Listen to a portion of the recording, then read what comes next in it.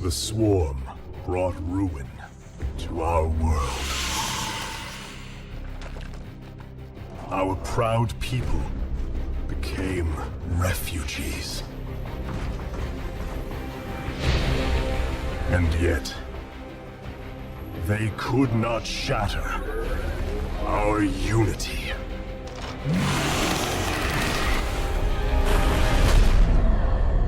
For we are bound by the Kala, the sacred union of our every thought and emotion.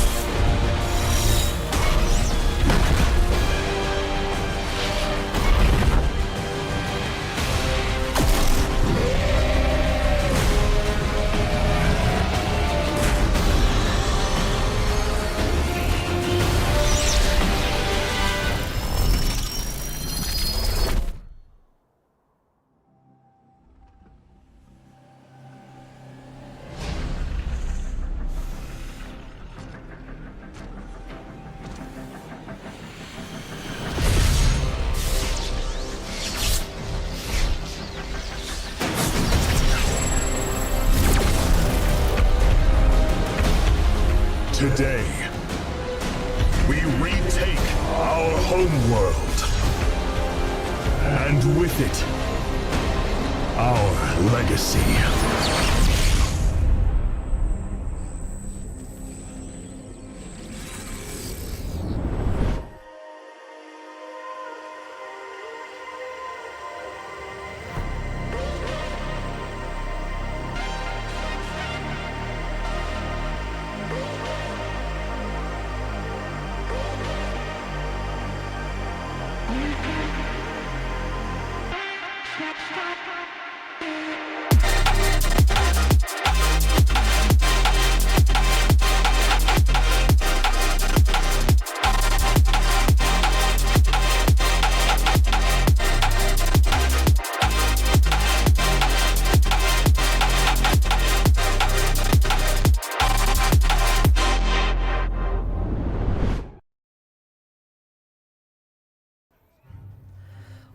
Welcome, one and all. Once again, it is my absolute pleasure to bring to you another CSO Cup number 84. We are slowly encroaching on that magical triple-digit 100, so thanks for tuning in, everybody. We are, ready to kick off number 84. My name's Linglad, and I shall be your host for the evening. We got some pretty good StarCraft coming your way this evening, afternoon, morning, wherever you may be. Just going to see, here we go. I'm going to pop this bracket on and we can have a look and work through the games that we are expected to see today. I'm going to kick it off with map number 2, Mindle VK, going up against Groovy Man. Groovy Man plays for a team called Ladder Legends, and Ladder Legends are actually our sponsor. So, tell you a little bit about Ladder Legends. You would have seen a short little video from them there. Just offering their services. They do coaching, everything from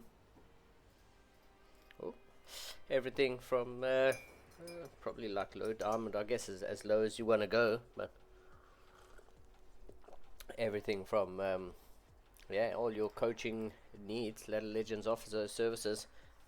They have some extremely high level coaches, whether you're playing any race, or even random. They have some excellent players, and we're about to see one of their players get ready to go. We got one ready up in the chat, and we're just waiting for the second one to kick off, and we will get this underway. But like I say, Ladder Legends is the sponsor of the current series of cups, and it's been an absolute pleasure to have them with us, and we hope that you guys check them out, check out their Discord, sign up for their services, and they're offering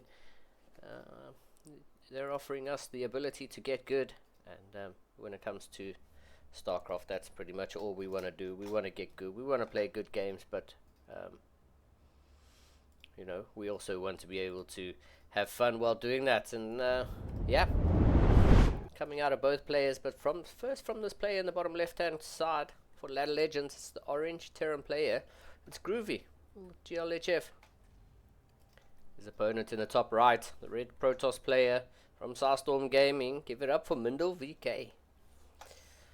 Mindel, a staple in the StarCraft 2 in the CSO Cup, and it looks like we're gonna get a little bit of PvP action, PvT action going on here, and it looks like we're starting off with something a little bit spicy. Mindel coming across the map here with these first probe. He's gonna scout and see. Oh, wait a second. That's something's not where it's supposed to be, and Mindel's alarm bells definitely need to be ringing, because on the other side of the map we got Groovy going for a proxy 2 racks, like right outside what could be the third base, the 12 o'clock position. Yeah, Groovy getting set up, and let's see exactly what it's going to be. Mindel doing due diligence, checking behind the natural. Doesn't want to get caught out with something a little bit funky, a little bit cheeky, but I mean, Groovy's going all out, is gonna go full on aggression, and we'll see if Groovy can get the job done and get the first point on the board, because I mean, Mindel is an absolute savage in this matchup. It's an absolute savage of the CSO Cups in general, and here we go. First SCVs coming across the map. Oh, it's going to be a tech lab, so this is probably going to be proxy marauders. We'll see what's going to be the upgraded choices, see how well prepared. Groovy is very well prepared. He's coming out with a proxy marauder build. And the opener here from Mindel is going to be a Zealot first, and I think that's probably the correct call. Zealot going to head up to this north hand side, and is Mindel actually going to be able to find this? Let's have a look. Yep. Mindel 100% sees, okay, it's a marauder. He knows exactly what's going on now, and Groovy's been found out, but is Mindel going to be able to hold this? Concussive shells about 80% of the way done. First marauder doing a little bit of damage, but out pops a stalker. And I mean, this stalker is actually outranging this marauder. Oh, there we go. Groovy hides that marauder around, and first marauder goes down. The stalker, though, is probably going to end up going down. Stalker does go down, and the marauder, second marauder pops out, and now these two marauders are going to be able to clear out the Zealot. And Mindel buying himself a little bit of time. No more marauders on the production tab here. So only 2 here out of Groovy. We might be trying to macro out of this, as he's been found out, and here we go. Oh, Stalker going to be able to get back to the shield battery. Good target fire there by Mindel, getting rid of that first marauder, and the second marauder is going to have to run home. Third marauder in production on, or fourth I should say, but third marauder in production on. Oh, does he cancel that? Okay, he cancels that marauder, and instead he's just going to build a factory at home. Says, okay, well, he's being caught out. Both of these racks going to fly home, and I mean, that's a lot of lost production time on these 2 facilities, but Groovy making the decision early to say this proxy is not going to work. Mindel chronoing out these stalkers as fast as you possibly can, pulling a few probes to go with. There's some cannon fodder here just to see what's going to happen, but sees, okay, cool, you've lifted your racks, can go back and start playing a normal game. Robo on the way, and what's this? Robo on the way, yeah, in the main, as the 2 racks float home, and we're gonna just sort of set up into a normal game, but from 4 minutes. So let's see how it goes. The bunker at the front here by Groovy, just making sure that he's safe to any sort of counter attack damage, because quite literally the only thing that Groovy has at home is that 1 marauder and the tank in production. So if Mindel had gone across the map, it would have been pretty hard for Groovy to hold, but Mindel saying he's quite happy to macro out of this, and play into the mid game. So yeah, how is everybody doing? Welcome, welcome, welcome. We we have another cup. We've got some fun. We got a few big names. Some that aren't here, but some that some big names that are still here. So we'll see how the tournament progresses and how this one goes. Viking that's popped out here for Groovy. He's going to get rid of this, or attempt to get rid of this hallucinated Phoenix. Mindle getting an absolute full scout off of the entire main base of Groovy, and is well aware of the position he's in. So the Immortals coming down, and yeah, few Gateway and a Twilight. Robo Bay and a Twilight, I beg your pardon. As both players just kind of macroing up, kind of staying at home. First unit out of that Robo was an observer, which is not too surprising. Mindle trying to keep tabs and see exactly what's going on Groovy's side of the map. And Groovy, on the other hand, is looking to get a little bit of damage. He's going to land the Viking over here and just start to work away at these probes, but 2 stalkers are going to be enough to clear up this Viking. 4 probes go down, but 4 probes for a Viking, I mean, it's okay.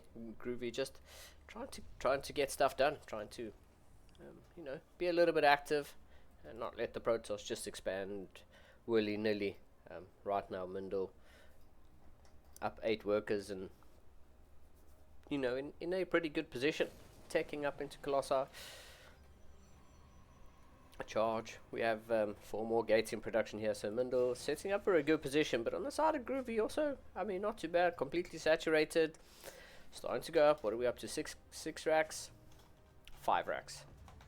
5 racks. I expect to see a couple more getting added on, maybe going up to 8, and it's still only the 1 factory and reactor building on the starport, so we're probably going to see maybe 6 or 8 racks, and we're going to see Groovy try to be a bit aggressive. So Mindle, on the other hand, just kicking back, also just trying to saturate the third. I see a third base for Groovy at some point, or maybe Groovy's just going to spend all his money on some army, push across the map and expand on the back of that. So Mindle, well aware of what's going on. Oh, great scan there by Groovy, saying, what is probably going to be the most likely position. Maybe he spent some time just wiggling his camera, trying to see if there is an observer there, and that's a good pick off by Groovy. Groovy in a good position, dotting his I's and crossing his T's, and just making sure that if Mindle wants some vision on the other side of the map, it's going to cost him a bit more than what's what. So, and what he's already spent. So yeah, here we go. That second observer, gonna spot this move out. Mindle sees exactly what's coming. Oh, doesn't land up getting the observer. No. Oh, that's a super feel bad moment. Groovy pulling the boys. Yeah, and Mindle doing the right thing, going to meet him halfway in the map and shave off as many units as he possibly can before this engagement happens. He can always just take a huge engagement here, recall home, and get ready for the defense. But these Colossi are doing such a huge damage, wiping out most of the cannon fodder here. A lot of the SCVs getting taken out before this engagement actually hits. Guardian Shield gets popped, as that's going to mitigate some damage. Some Zealots come in from the north end side. More SCVs coming into the fray. We're fighting here. This is a huge engagement happening here. Groovy really needs to get a lot done. He has absolutely no workers left. And that's pretty much going to be game number 1. Wow. That, oh man, you gotta feel a little bit bad there for Groovy. Mindle doing the due diligence. Getting the second observer out and getting the second observer on the way. Spotting that move out early. Spotting that the SCVs are getting pulled with that. And then, like I said, making the making the engagement happen in the middle of the map. So that's it's a good scout, good tactic there by Groovy to pull the boys, get aggressive, get the extra cannon fodder in there, get ready to fight. And Mindle just has had the correct answer, had the like I say, had the correct answer. And that's how it goes sometimes. Both players are ready. we're gonna hop into Persephone. Map number 2. Let's yeah, get this one going. What a start to this. Double proxy Marauder, concussive shove Marauder to kick this off, but yeah, Mindel with the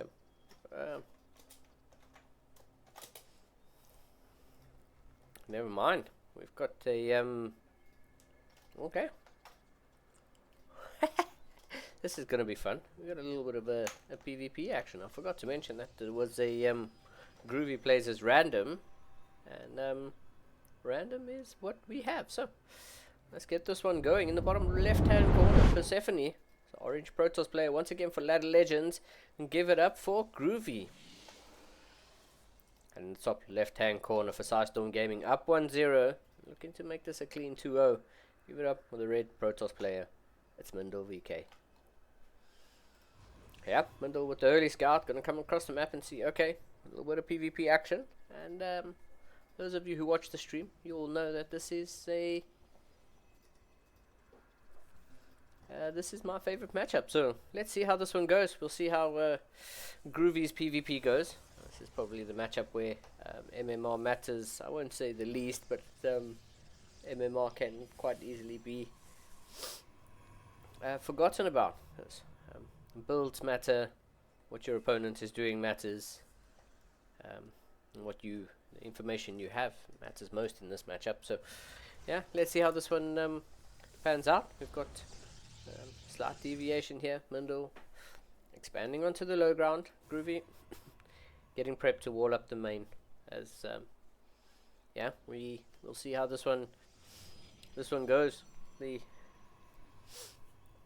Persephone is quite an interesting map with these healing wards, which if you didn't know, Protoss units cannot repair health unless within these healing wards. So it's going to be quite nice. Going to be something that we'll see if it gets used, or if the game's not going to go long enough for that to make a difference. We've got double adepts coming out of Groovy, both getting chronoed, as well as a starport getting hidden up in the back, which is quite something. Mindel, on the other hand, just going for 1 sentries. I think he's only got the 1 gate. Yeah, Mindel's only gone for the 1 gate expand, which I think he must feel quite confident that the 1 gate expand, having seen that his opponent is a Protoss, as yeah, I'd like to see a 2nd gate added in here, because right now there's no glaives. There we go, second gate on the way. Right now there's no glaives, but if glaive adepts were to come across the map, we would be in a little bit of trouble. But Mindel opening up that sentry means it's going to get that early hallucinated phoenix, which is making its way across the map, and that's just going to be a beautiful scout coming into the main base here. He's going to see that it is an oracle. Oh, Mindel, no. Let's say Mindel paying attention to these 2 adepts in the main base as sentries making their way through the first adept. 5 probes land up going down. This is great early game damage here by Groovy, who is coming in here. 6 probes go down. He's gonna try come in and get a 2nd. Yeah, 7th finishes the shade, and that shade's gonna picks up an 8. This is such huge early game damage here by Groovy. Mindel only has the 3 sentries, and an oracle's about to pop into the main base here. Oracle turns up, and that's 10.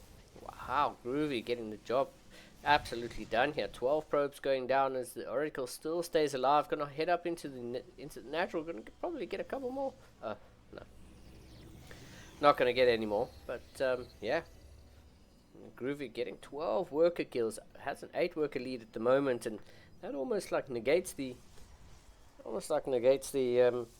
1 gate expand here out of Mindel. Mindel will probably be able to catch up in, okay, maybe not anymore with the 2nd Nexus. I was going to be able to maybe catch up in pro production, but 2nd Nexus is done. There's 2 Stalkers here ready to defend as, yeah, Mindel knows he needs to get across the map and do some damage of his own. He does have 3 sentries. Oh, yeah, and Groovy's like, hey, wait a second, that's a lot. Mindel does the right thing, I think, just putting a force field on the ramp, and is trying to get a couple of these worker kills. He's going to, okay, focus on taking down the pylon when these workers are here. Wendell knows he needs to get some worker kills. Another force field on the ramp will be good. Yeah, force field on the ramp. Going to stop these pros from getting away as the double Oracle heads up into the natural. Ooh, low HP Oracle gets taken out. Mendel on the other side, though, just trying to bide his time, trying to clear this natural, because, man, I mean, these... this must be so super annoying to deal with. Another force field goes down, and yeah, he's going to get a recall out. Forces the recall, and Mendel gets out of there. It does equal worker damage, and 12 for 19, so Mendel's lost a few more, but you know, does gets that worker count a little bit squarer, down to only a 1 advantage now on the side of Mendel. That was a clutch move there, very cheeky, getting that force field just to block Groovy's stalkers on the ramp, and I think eventually Groovy going for that recall is yeah, Groovy going for that recall eventually. I mean, losing 12 workers, here we go. Mendel had absolutely no idea this was happening. A few force fields go down, trying to split up these stalkers. 2 stalkers going to get picked off. Great force fields here by Mendel. Groovy going to disengage. Both players going to disengage and head off home. But yeah, we've got on the side of Groovy going up to +1. I don't think Mendel has a forge yet. Yeah. No forge here on the side of Mendel, so Groovy next engagement is going to have that upgrade advantage, but Mendel is going to have that blink, so we'll see. Groovy already has blink. Groovy well ahead in the upgrades this game. Doesn't exactly have the army supply, but you know, a stasis trap here might just prove the difference. Here he comes. He's going to start a little bit of an engagement, but the force field is good. He's going to blink away, and Mendel knows, wait, you've got blink and I don't, so he's going to have to fall. He's going to have to like lose a couple of these structures. Can't be fighting one stalker at a time. Yeah, don't. Groovy just trying to force Mendel to come through that little funnel, through the little chokers. You know, it opens up a little bit, but here we go. Engagement is going to start. Good blink away, trying to keep a couple of these stalkers alive, trying to bait Mendel out, but well, Mendel's got the hallucinated phoenix. He's just spotting. He's saying, okay, wait, wait a second. What do you have? Okay, let's see how this engagement goes. A couple of these stasis traps getting set up. We'll see if Groovy showing some good micro. See if he can kind of bait. Ooh, that sentry gets taken out rather quickly. See if he can bait Mendel into chasing into these stasis traps. That will really swing the fight. As yeah, Groovy doing all the right things, keeping the pressure on Mendel's side of the map. Both players reducing one probe at a time, but the main thing is going to be the stalker fight. It's going to be this engagement here. It's going to be the blink micro. Another gateway goes down. Mendel starting to lose his production. Can't really afford to lose too many of these structures. Cybernetics core essential in these engagements. He does have charges on the way here for Groovy. I beg your pardon. A few more stalkers warp in here. No energy left on these shield batteries. I think the probes are going to have to get pulled. Blink forward goes here. Groovy getting real aggressive. Probes getting pulled into this fight, but the target fire on the stalkers seems to be pretty good. Man, what a game! What a fight here. Groovy still once again a lot of low HP stalkers trying to bait Mendel into this engagement. As one charge lock goes forward, and that's going to just bait the shots. As oh man, there we go. Finally getting Mendel to push into one of these stasis traps. There's an immortal here, and some probes are going to get pulled. There's some cannon fodder here. Mendel knows he just needs to buy himself some time till these stalkers come out of the stasis. He knows he's going to have to come forward and rescue these stalkers. But yeah, Groovy with that. Oh wow, it's a nexus. He's built an offensive nexus just for those energy recharge. Some charge loss here. Gonna start to work through. This gateway's unpowered, so only thing the cybernetics core unpowered. So only thing Mendel can make right now is robo units or zealots. Here we go. Oh man. Yeah, this the cybernetics core being unpowered is definitely not going to help Mendel's defense of this game. As Groovy really looking to try set this up as into a win, trying to get a point on the board and drag this one out. Mendel chronoing the forge, but +2 is not on the way. +2 is on the way for Groovy, but whew, the dust settles as Mendel has a look on the low ground.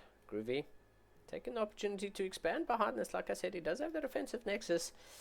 It is, it's got a long distance mine from here. That nexus is here just for some energy recharge. Mindle's got an observer heading out across the map. Observer's not going to see this army on the high ground here. Yeah, Mindle remaking that cybernetics core in the main. You see? Yeah, remaking the cybernetics core at the back of the main. He's trying to just whittle a few of these units away, because, oh, man, Groovy's in a pretty good position. Observer comes across, sees, okay, you're expanding to a third base, you're long distance mining. Mindle must know that he's down in workers. He's gonna spot this. Does he spot the Templar, guys? Not too sure, but yeah, there's an Archon now on the way. As Mindle might have seen that Archon. Glaive's on the way, so Mindle gonna be forced into some Glaive Adept. He's got what, 5 gates on the high ground there in the main base. We might be forced into going for some mass Glaive Adepts, going to try just maybe head across the map and do some critical eco damage, or yeah, here we go. This hallucinated Phoenix for Groovy gonna come in and spot and see exactly what's going on here. Whoa.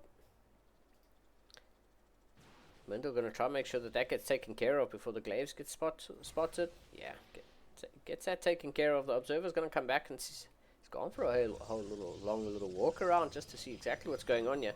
Now the Observer sees, okay, now I know exactly what you're up to. The yeah, we've got a couple of Archons here. Groovy really setting up with a pretty formidable force. Double Adept gonna shade off to the side here.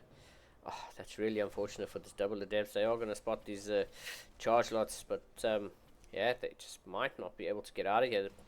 Groovy going to pull the trigger. Trying to bait Mindle out to have an open engagement here. Mindle doesn't really want to be doing that. 4 charge lots coming in from the side. Going to take a lot of the main fire out of Mindle. As yeah, Groovy going to blink forward. Trying to be super aggressive. Archons in the front, trying to get as much splash damage as possible. There's triple immortal for Mindle, doing so much damage. Force Groovy to back away. Groovy loses so much in that engagement. The triple immortal just so strong here.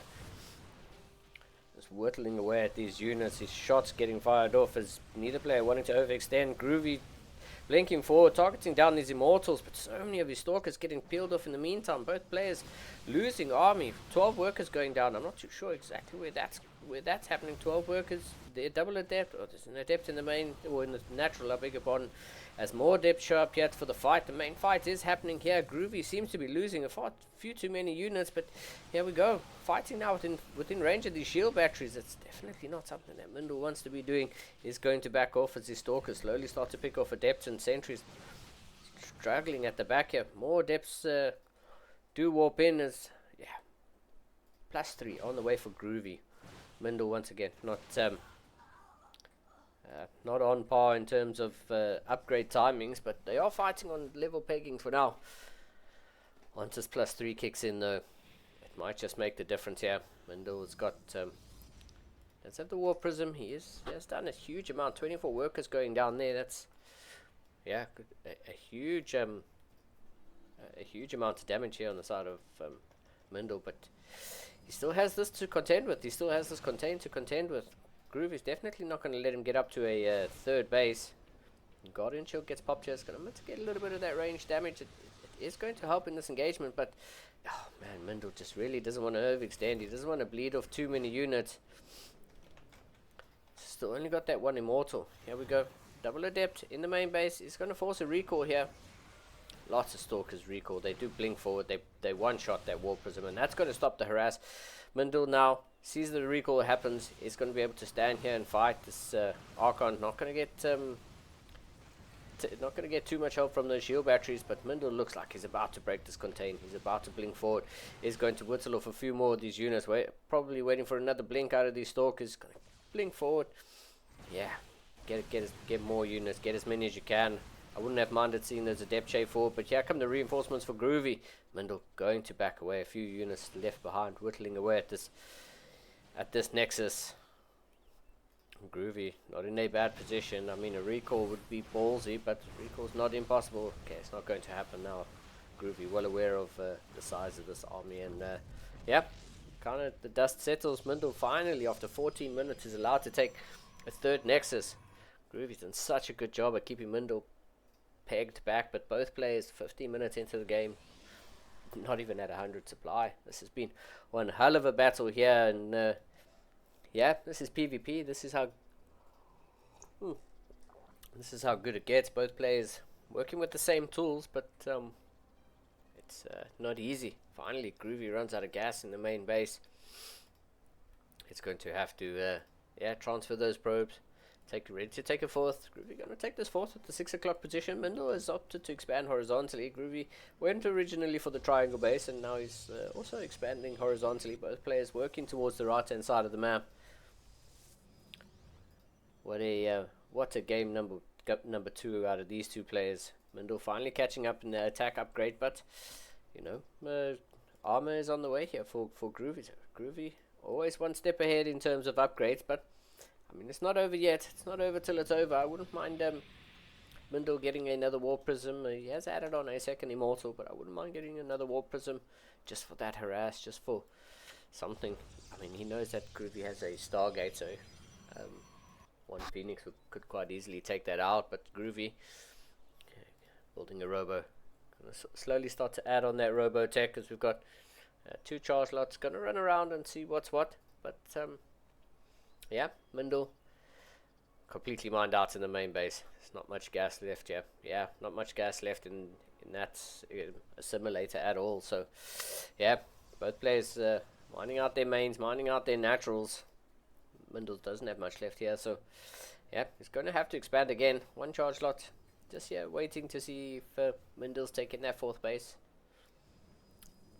Has not taken it yet, but he's massively oversaturated at the 3rd, because obviously mined out in multiple places is yeah, there's that Warp Prism. Like I said, I'd like to see Mindel use the Warp Prism, get aggressive, you know, try to get a bit of damage down, because Groovy is up 11 workers at the moment. Oh, Warp Prism. Oh man, Groovy blinks forward, gets a Warp Prism off, picks it off as it got into siege mode. Unfortunately there for Mindel, is not going to have the advantage of getting some offensive warp-ins. Guardian Shield gets popped here, but the sentry with a Guardian Shield so far back, the first couple Stalkers not covered. Few force fields here are pretty good, but they get cleared out quite quickly with the Archons moving through them. Stalkers do blink forward from Mindel, and that's going to be shaving off a couple units. There are Adepts, yeah, double Adept in the 4th base location, just whittling off 5 workers, so trying to get that worker count a little even, but there's 3 charge lot run by coming into the 3rd base of Mindel. He does have a cannon there.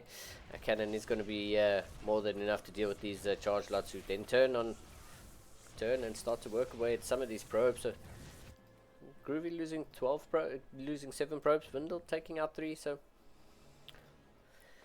this is a game, ladies and gentlemen. What a game number 2 out of these 2 people. This is yeah, neither of these players. Mindel's 3rd Warp Prism of the game. 3rd Warp Prism, hoping to get something done, hoping to sneak into this bottom left hand corner, and just misses the army. Wow, both players moving around the map, but yeah, going to completely miss each other. Here we go. Mindel says, oh wait, where's your army? Your army's not here. That's alarm bells need to be ringing for Mindel, because yeah, that's not very good. Both players going to get into what could possibly turn out to be a base trade scenario. Mindel's attacking the 4th, Groovy's attacking the 3rd, trying to take out this pylon so there can't be any defensive warp-ins. That's what 4th base gone for Groovy. 3rd natural going to be taken out here by Mindel in a short amount of time. Both players bleeding workers at the moment. A couple of army units getting split off from either side, but Mindel's keeping his army pretty close together. He's going to take out this natural nexus. Groovy splitting some units across, but getting kind of body blocked at the top of this ramp, trying to get into the main base. Groovy taking his entire army up into the main. You really want to take out that nexus, stop that defensive recall happening, but it's not going to happen. Mindel splitting off his army. Looks like we're in for a full-on base trade, ladies and gentlemen. Both players, Mindel splitting up his army, and this might prove beneficial, but here we go. This is the key. This is the key here. Groovy making sure that his final structure isn't in a normal place. We might get into a position where, you know, Mindel needs to send a couple probes somewhere. He needs to build a pylon somewhere just to make sure that. Oh yeah, this is full on base trade. Yeah, this is going to get taken out here. Mindil has a couple minerals in the bank. He can afford to. Yep, and is starting to rebuild somewhere else. We're going into the scrappiest of scrappy. We have Mindil up 20 army supply. We're just going to slowly start to clear out these buildings one at a time. Make sure that there's nothing left on Groovy's main base and in the natural. You really need to be clearing out all these buildings, and then you can go on the hunt for whatever's left. Find out where your opponent's army is, and yeah, here we go. Groovy making his way across the map. Mindil needs to get back to his base. Needs to get back to his base, to his new base. Here we go. The armies are going to meet here on the bottom side of the map. This is originally Groovy's side of the map, but soon to be Mindil's. Oh man, Groovy making the right decision, moving into the right there. Mindil, Mindil gets another base down. You get something else, but here we go. That zealot. Oh man, that zealot spots. Yeah, that zealot spots it for Groovy. As Groovy is now aware that Mindil's got this building in the top right hand side. Mindil heading now to. Oh, is there a probe out on the map here for Groovy? There is no probe. These are the only structures. The recall happens, but it's not the entire army here of Groovy. Just huge storms coming down, but Mindil gonna blink forward. Mindil going in for the jugular. He knows that this is the kill. This is his kill move. Does he have a structure? He has one structure. He has how many probes on the map? Mindil has 9 probes, 8 probes. This is pretty much it. This assimilator is going to finish, but this might just be it. That is it. That is it, ladies and gentlemen. That is what we call an actual base trade. Like, that is a base trade down to the very last structure. Groovy had no probes to build anything anywhere. Mindil had that one assimilator that was already being attacked.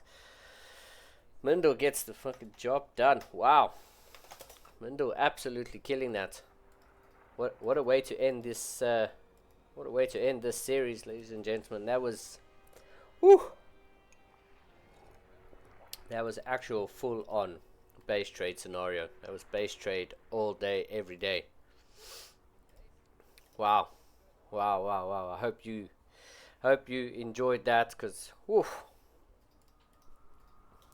I thoroughly enjoyed it. That's why I love PvP. That's absolutely why I love PvP. It gets absolutely crazy. There's so much that happens. Wow.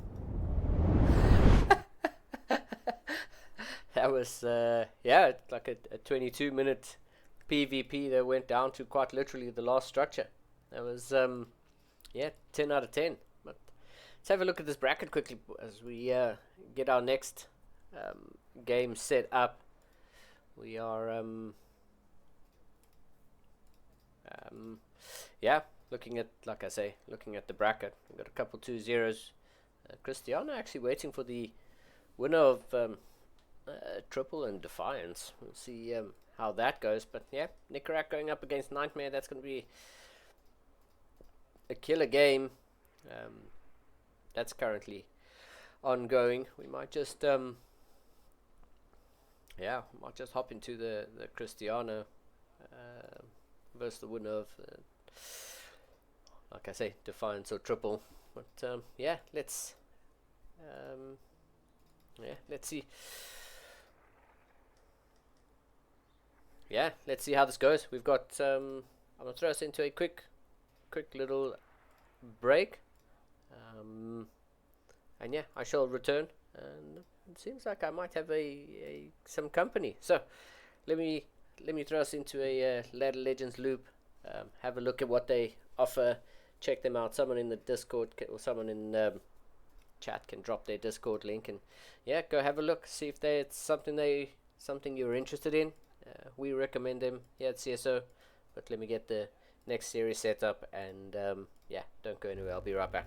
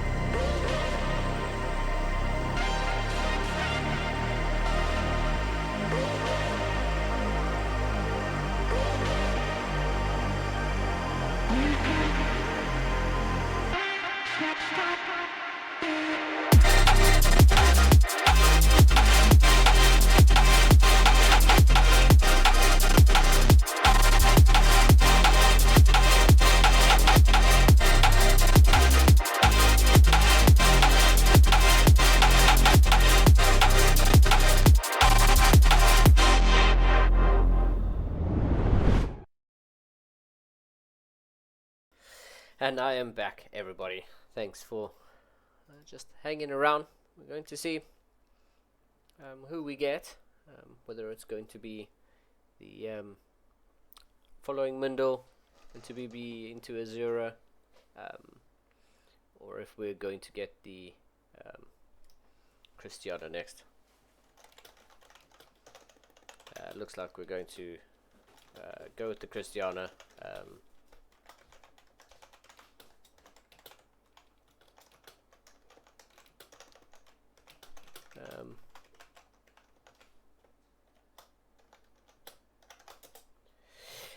Yep.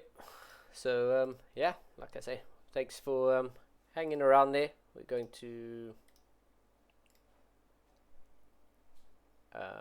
get this set up. Yeah. Yeah, give me 2 secs. I'm going to throw us into a quick break. I think my co-caster has arrived, so yeah, 2 secs. I'll be right back.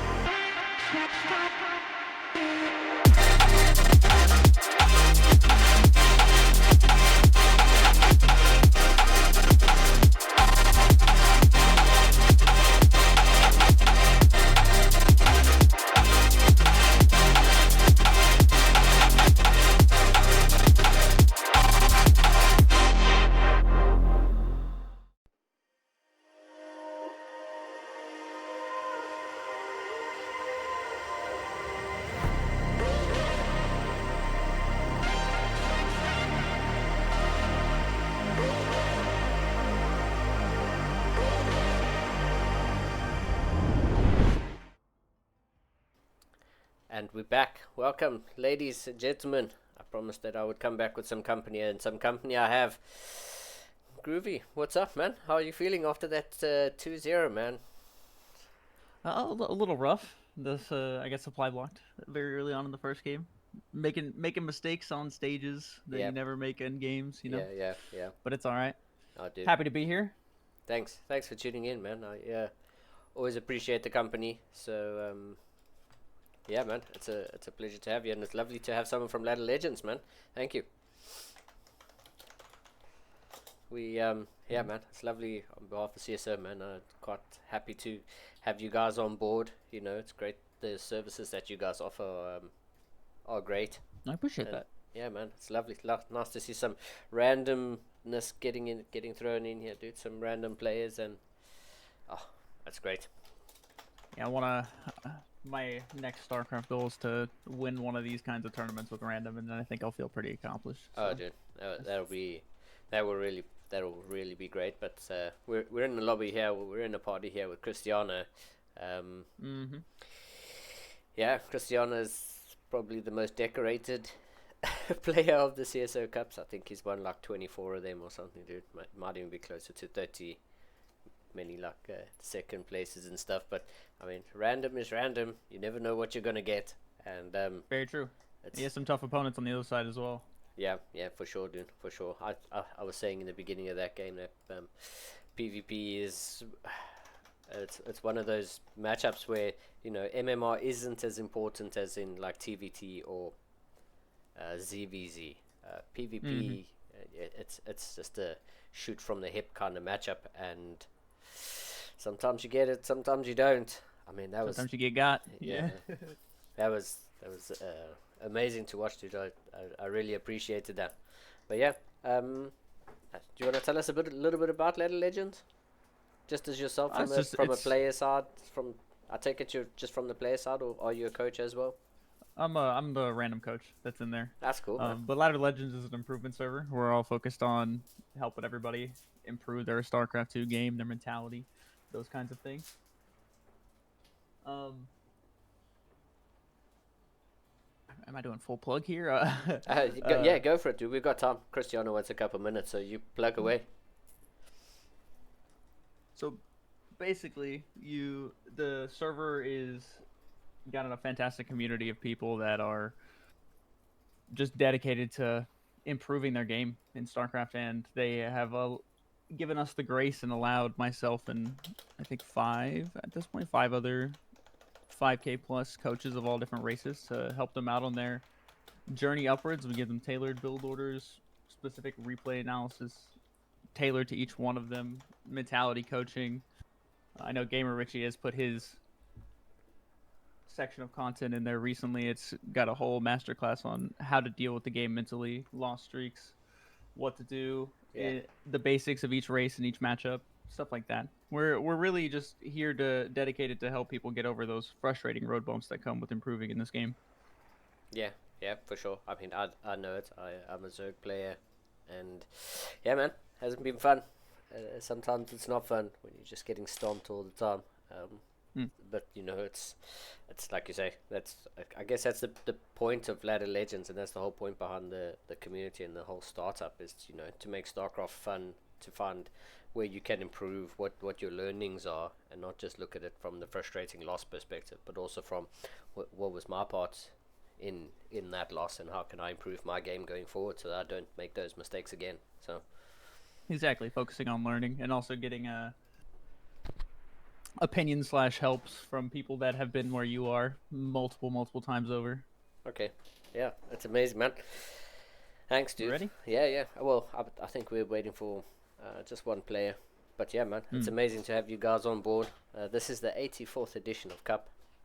We've been running this a very long time, and it's amazing to have you guys join us, and it's cool, man. We're not too far away from hitting 100, so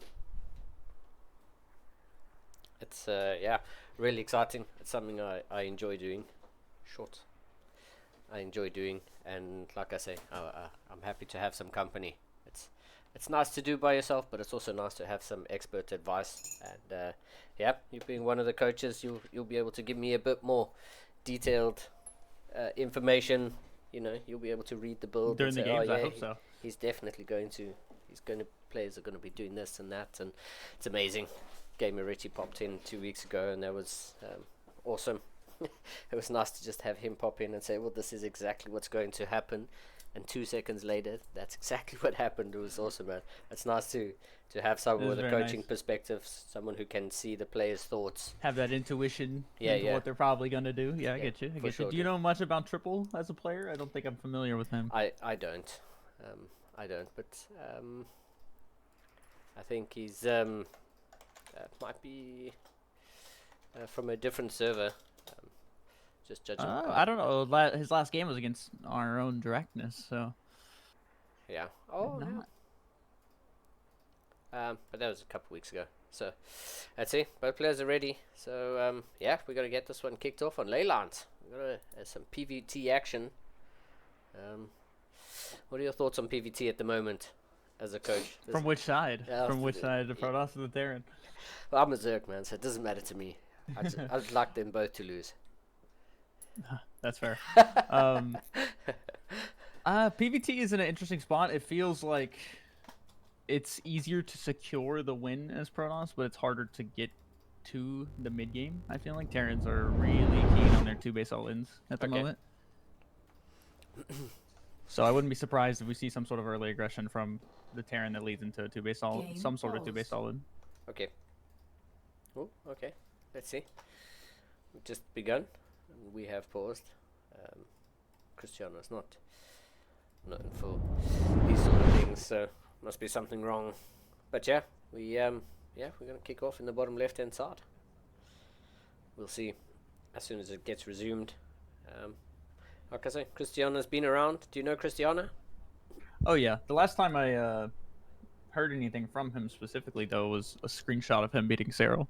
Oh yeah. But that was a couple of years back, I think. I know he was really into the mass blink stalkers back when Alpha Star and Google DeepMind was a thing, and the bots were proving that blink stalkers are kind of the ultimate unit. Yeah. He was playing nothing but mass blink stalkers for like a couple months after that. Yeah.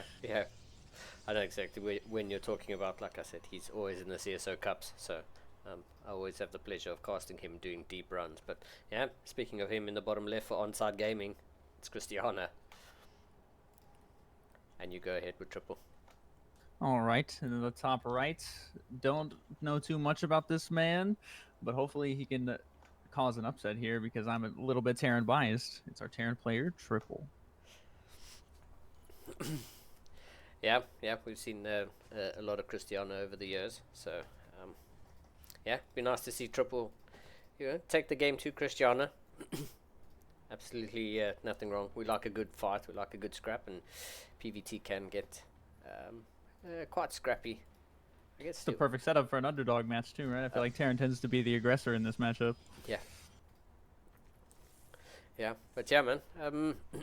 Yeah, Cristiano joined Onside Gaming, I think, when Maru was still there, and I'm pretty sure his PVT's gotten a hell of a lot better. I'm assuming he managed to get a little bit of practice in with Maru. His PVT's definitely gotten a lot better. But yeah, we'll see exactly how this one. Has he had any recent outstanding results that you know of? I haven't looked. Like I said, I haven't seen too much of him result-wise in a while. terms of tournaments yet, but in a while, yeah. Thank you. Well, yeah, man. Yeah, like I said, it's a pleasure to have you this matchup. Unless Wouldn't be surprised if we see a Twilight Council going down somewhat soon, especially with Adept first. Actually, yeah. This is one gate expand as well out of Cristiano. That's kind of like the meta against Terrans, though. One gate expand, isn't it?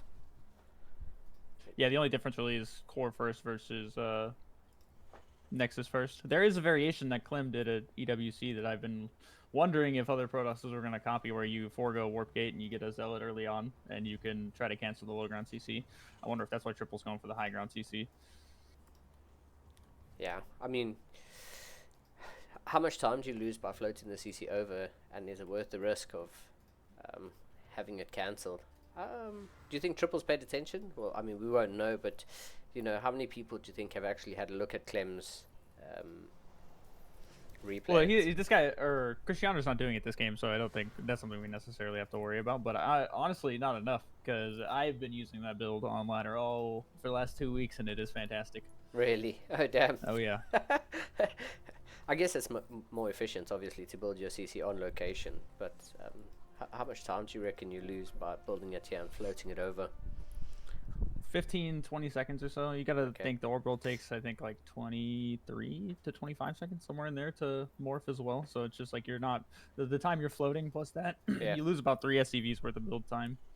Yeah, I guess, like a big enough difference. But I mean, I think it's better to just place, it's better to have the CC than to lose it. You lose the CC and they have a natural nexus up, the game is almost forfeit at that point. So yeah.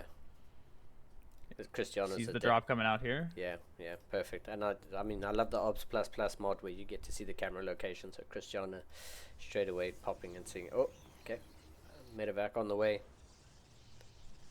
He's setting up quite nicely. 10 workers ahead at this stage. The game's pretty good. He's going to lose a lot of time flying this over.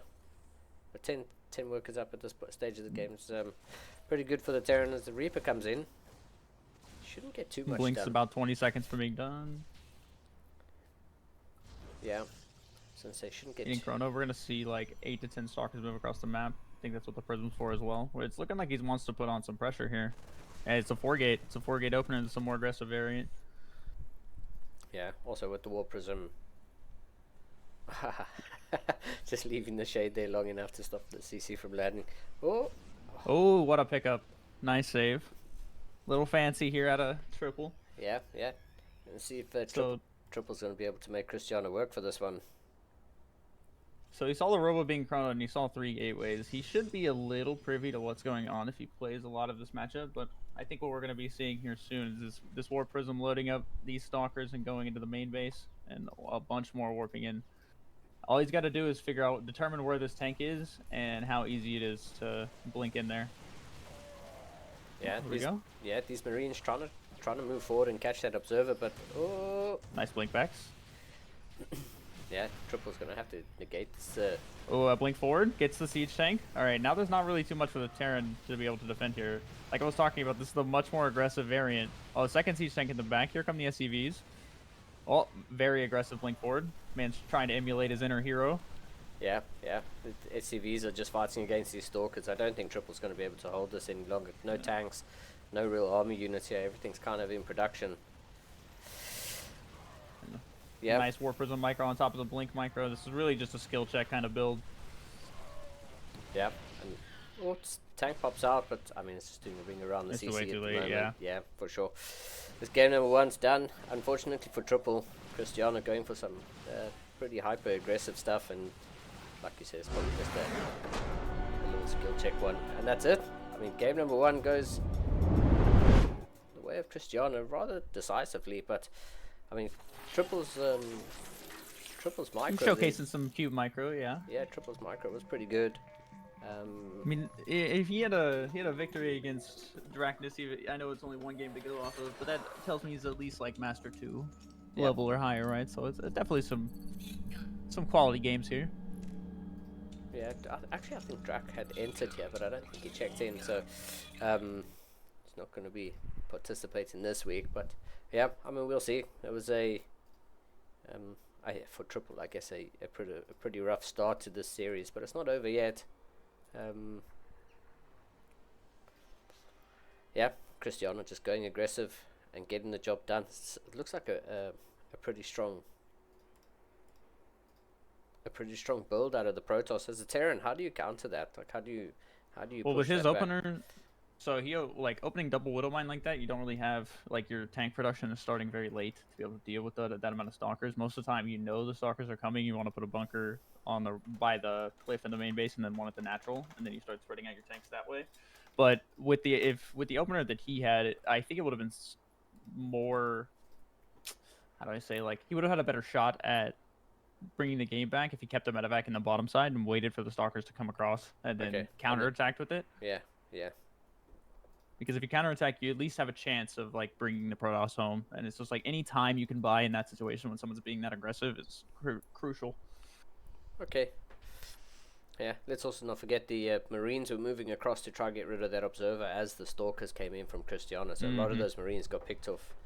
I really think his biggest mistake is not having a bunker, at least one at the natural. Yeah. Yeah. Protoss is almost always going to be, oh, Cristiano's playing Terran. Oh. Yeah, that's right. That's not supposed to happen.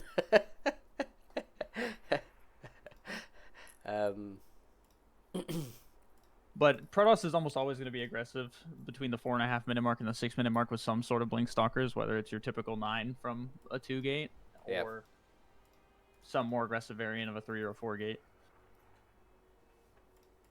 It just, the moment you have blink, you have map control for the next 2-ish minutes or so until Terran's stim and +1 in combat is done. So okay. So those 4 minutes are yeah. I'm glad I said that because it was a race check. We would have had to remake again. So yeah, that like 4-minute mark is when you're really in the most danger, I guess. It's also the time when Terran starport units are finishing for, like, say, the medevac for dropping those Widow Mines for reference. So it's just like you're walking a fine line when you're being aggressive super early against the Protoss because you know blink's coming. It's about to be done by the time you're getting there, and it's just it's a knife's edge, man. Yeah. Well, you want to introduce our first player? We'll do it opposite this time. Just because I'm a little Terran biased, like I said, in the bottom right-hand corner with the green SCVs this time, he is our underdog, Triple. And in the top left with the red Protoss probes for Onside Gaming. Up 1-0. Give it up for Cristiano.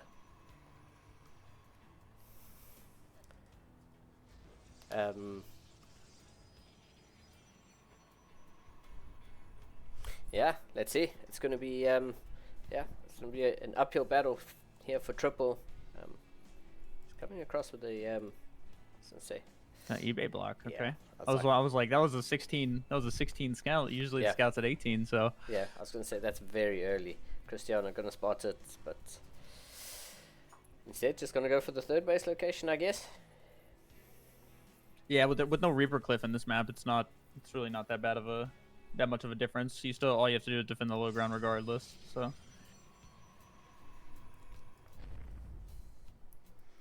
cool. Well, Triple cancels that one relatively early, just trying to get the minerals back and He'll probably use him somewhere else instead. So I wonder why he decided to take the triangle base instead of the horizontal base. The horizontal base is still up on the cliff of the natural. I find defending ramps easier than being down at the end Yeah. of one. Let's put it that way. yeah. So I wonder what his decision making here, what that is. Do you think he feels pretty confident that he's just going to be able to get up to 3 bases anyway? So Yeah, for sure. it could I really like the decision of Triple to cancel the eBay block once he realized the Nexus is at the 3rd base location, though. He gets that money back faster. He'll be able to put his CC down at a relatively normal time, and the Protoss base is off location. So I think that was a very smart decision by him. Yeah, the CC has come down already. So yeah, Triple. Yeah, just kind of setting up these early games unless someone's doing something super aggressive. Kind of just watching players dot their R's and cross their T's, and making sure that people don't get too supply blocked in the early game. And I mean, sometimes it happens, dude. Happens to the best of players. So.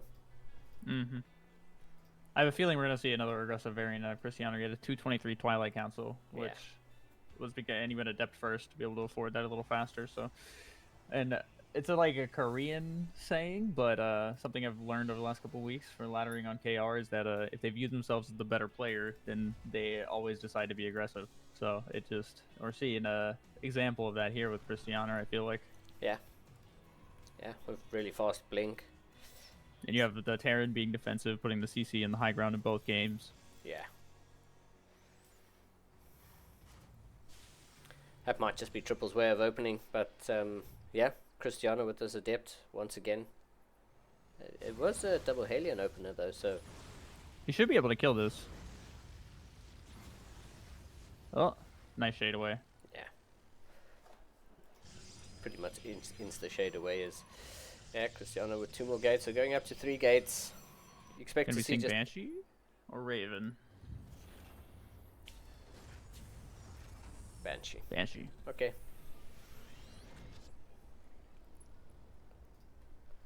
Yeah, okay. So Triple mixing it up to some. Going for 4 aliens moving across the map. Do you think Cristiano's going to be super aggressive, or is that blink just going to be a bit defensive?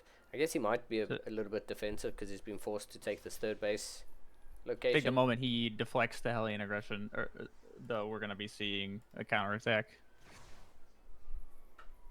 Yeah, Hellion's going to rush into the main as... Oh. Okay. This could be big. Ooh, he's being indecisive here. Yeah. Ooh. Let's see how... Okay, with the shield battery there and only 2 Hellions, yeah, he knows there's not much left he can get done there. Had he not stopped on that ramp, he had a potential to get like 10 to 12 workers there, I feel. Yeah, and that's absolutely huge in a game like this. Yeah, I mean, losing 4 Hellions and getting... 1 probe went down this game. I don't know if that was the initial probe in the beginning of the game, but it is going to be cloaked Banshees here for Triple. So we're seeing the same 4 gate from Cristiano, though. The War Prism's almost done. The 4th gate's about to finish. And he stopped making probes at 41, so we're about to be seeing the Everence repeat of last game here. Yeah.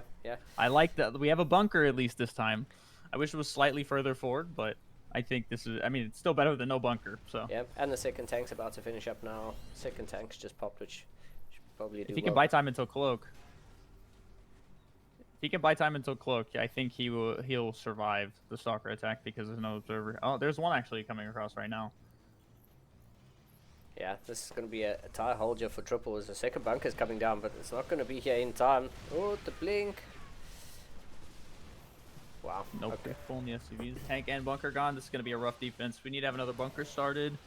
On the high ground. There's an NG bay here in the front. I thought it was a 2nd bunker. No bunker here at all. It's the 2nd tank. Observer. Oh, SCV's getting pulled in. 4 more stalkers getting warped in. Yeah, getting warped in right here in the face. I think you're right. I think Cristiano just feels like he's might just be the slightly better player here. There's a tank on the high ground. SCVs. I was going to say SCVs really need to get around that tank and mass repair, but that tank survives to get another 2 volleys off of some Marines show up here. Do they have stim?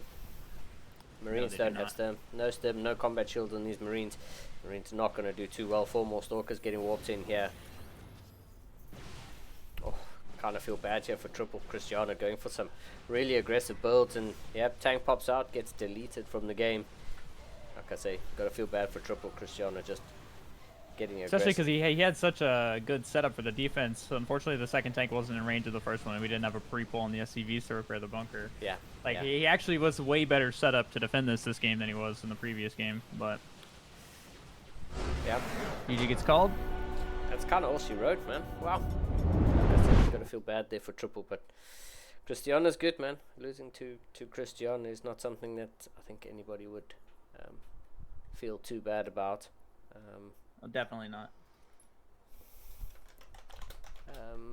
So yeah, man, that was you've come, and Protoss is now just too strong. Too strong. How was your series though against what were your thoughts when going up against Mindel? He's actually one of the few like top 50, I'd say, Europeans that I played against that I don't think I've ever actually heard of. So it was a new experience for me. I don't have anything to reference going against him.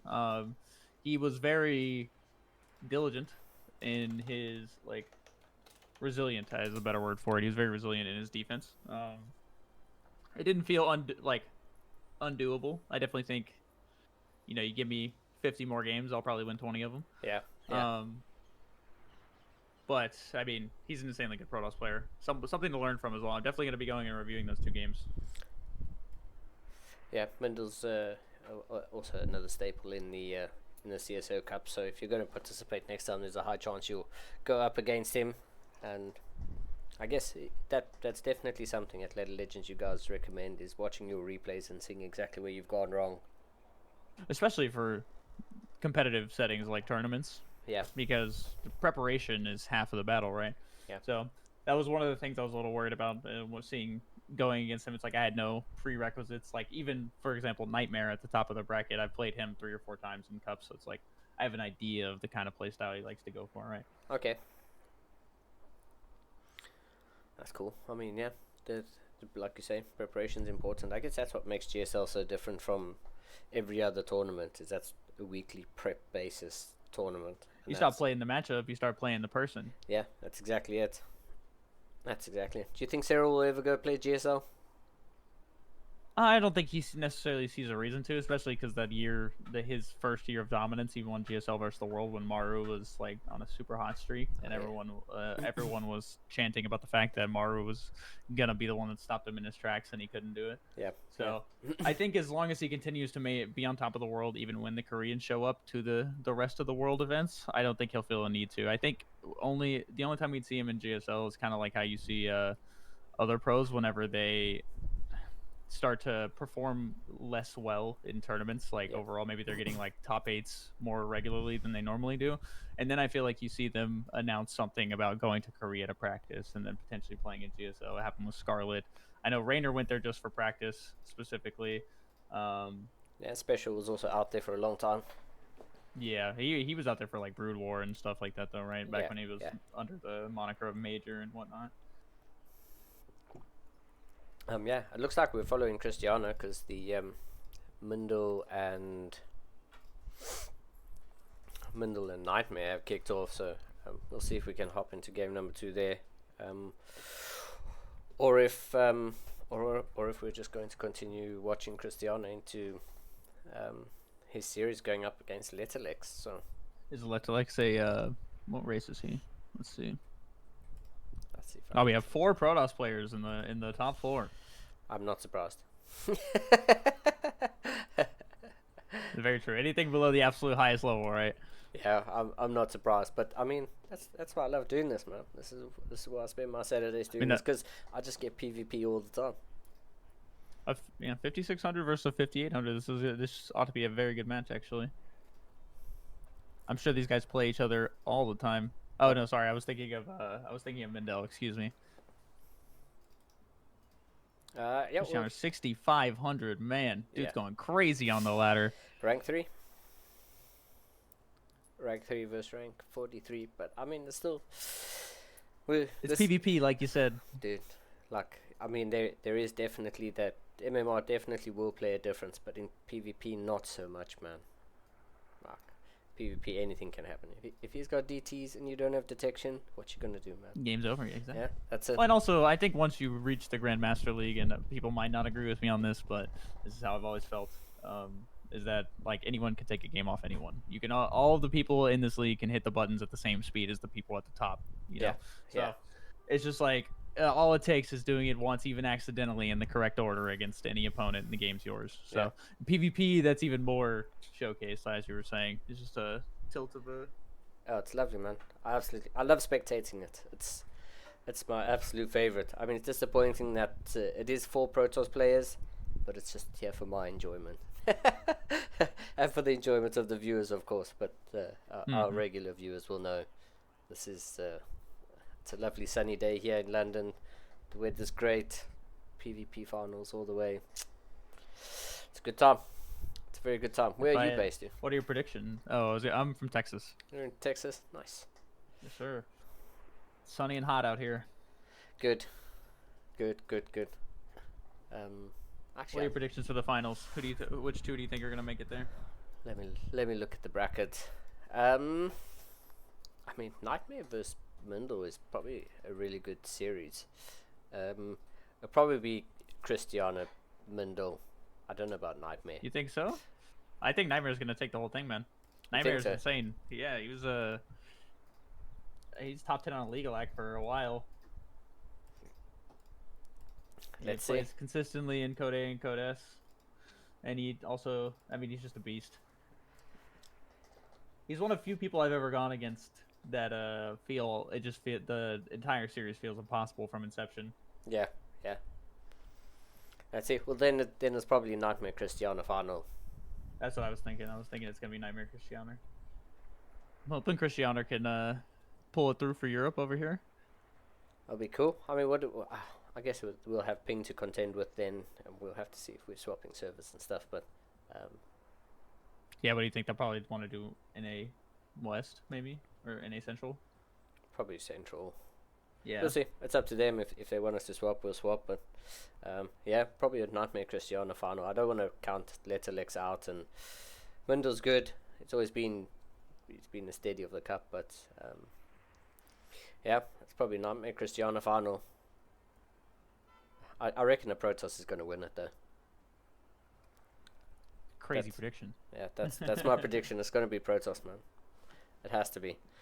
But yeah, let's see. We got just waiting for some vetoes. First veto goes down as Ultra Love, so not too surprising with that. Are you surprised with Ultra Love getting vetoed out? It makes me sad to see. I think Ultra Love is one of the most interesting maps we currently have in the pool. I like having a ramp at the natural. It's a relatively safe expand, but you have to branch out into that little middle section where it tends to just be an all-out brawl. The distance between the third bases, if the players decide to take the triangle bases, is nil to none. It's very short, and I enjoy that about games because it's just like the moment someone decides to turn on the gas, you're instantly in action, and it almost never stops. Yeah. It's also very easy to maneuver around the sides of that map, like go side to side, attacking left and right.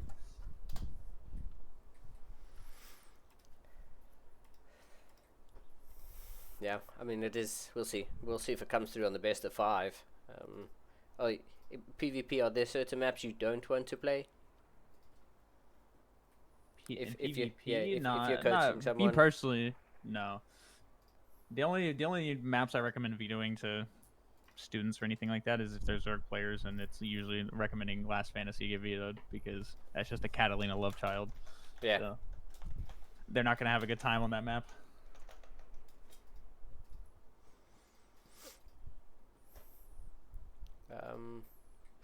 Yeah, so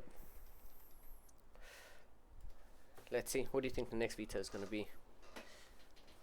Sorry, I'm just getting some messages. That's a good question. I If I assume it will be one of the more non-standard maps. If I had to guess, it's probably either going to be Persephone or Torches that gets vetoed. Okay.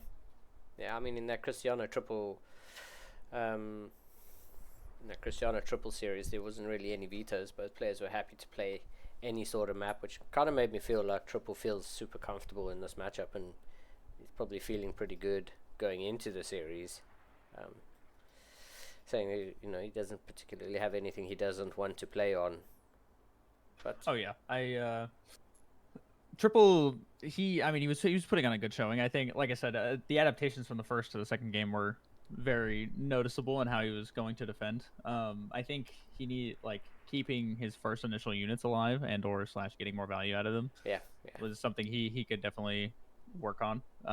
For against players like of Cristiano's caliber for sure. It's just like you give them an inch, they're gonna take a mile. So or a kilometer, I guess, for friends well, overseas. I'm in London, man. They still use the wrong measurement here at miles. So originally from South Africa, so kilometers are correct. Nice. But yeah, no, I know what you mean. Cristiano definitely he ran away with that one. Losing those 4 Hellions in the game number 2 definitely didn't help Triple in. Especially because he had such a good opportunity for worker kills right there. Blink wasn't done, and he had all 4 Hellions already in the main base, and there were only 2 Stalkers to defend.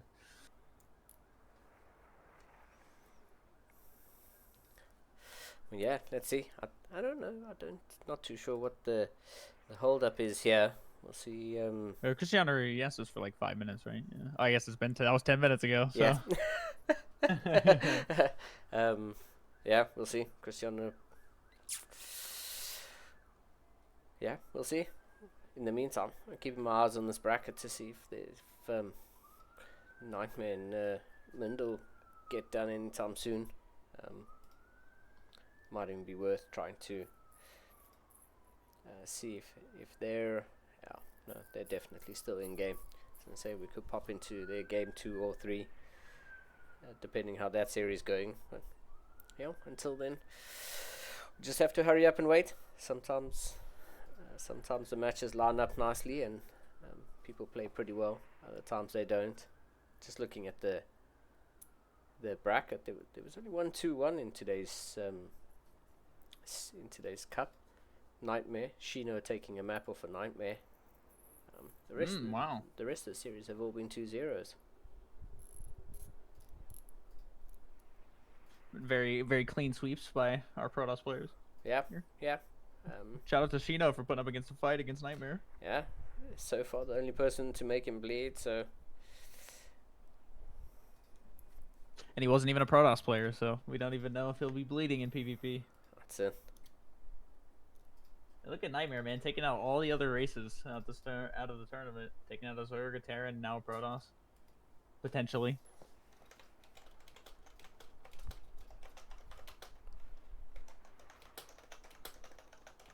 Just speaking to the boss quickly. Yeah, let's see how these vetoes going. Alright, he vetoed Last Fantasy, and then he vetoed Torches after Ultra Love, so... We get one more veto from Letalex, I think. Actually, what are there, 9 maps or 7 maps? Okay, here we go. Letalex is decided. Map number 1 going to be Ley Lines. Map 2 will be... Maganatha and Tokamak. Yeah. If we get to map 3, Tokamak's going to be... What a map to decided on. Yeah, 3 macro maps. Who would have guessed? PvP, definitely not me. I'm surprised no one wanted to go for anything like Persephone or Last Fantasy. Good proxy Stargate maps. Yeah, we'll just see. One more race check. And then, there we go. And we're finally underway. Platinum Heroes versus Onside. Yeah. That's pretty good. I think it'll be a good one, but Cristiano definitely favored in this series. Be nice to see it go to a game 3 though. Let's swap this round and let's get this underway. Finally, we have our second semi-final to start, but the first one on stream in the top right hand corner for Platinum Heroes. Give it up for Letalex. In the bottom left-hand corner with the blue probes from Onside Gaming. He is our resident here at CSO. It is Cristiano. Yeah, PvP goodness, man. PvP goodness. It's going to be some variation of 2-gate, most likely. Are we going to be seeing Stalker Sentry from both sides, or are we going to be seeing a double Adept from one with an early Stargate? Yeah, in these matchups especially, it's nice to just watch the production tab and just see where the deviations come from your side as a coach. You'll be able to see it and say, okay, he's doing this because he wants to kind of go into that. I think Alex is a little nervous. He immediately sent out a scout. Yeah. Very early scout, just trying to make sure. Christiana, I don't know if I've ever seen Christiana proxy. He's kind of like an honest player, likes to play at stock standard, kind of like a serial approach. Get up to the his game. blink stalkers, yeah. Yeah, and just play it as it should be. He's gonna come in and see that everything is where it's supposed to be. Okay, we're getting a pylon from Alex. I was worried about that for a second. A little bit late in comparison to Christiana's, for sure. As long as it finishes before the Cyber Core, you're alright, though. Yeah, bang on, as you said. Bang on. Let's see what the units are. Sentry. And set it. We just get a Sentry to start. Double Adept from Christiana. Makes me think he wants to go Stargate here. He's going to be Sentry Stalker. Sentry Stalker, so it's likely Alex is going to be going for an expand. Christiana's got 200 gas here. Are we going to be seeing a Stargate?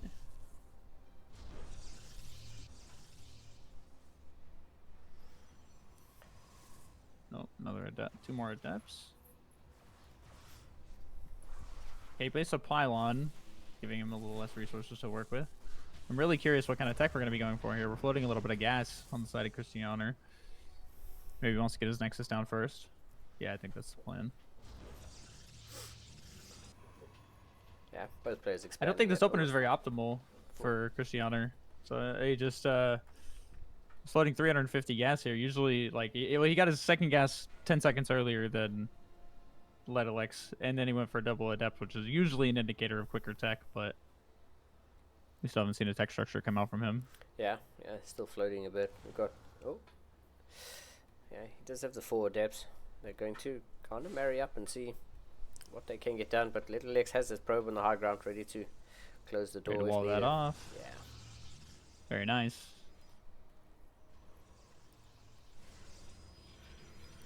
I like that he's waiting and not canceling it immediately because he knows he can get a second use out of that battery wall.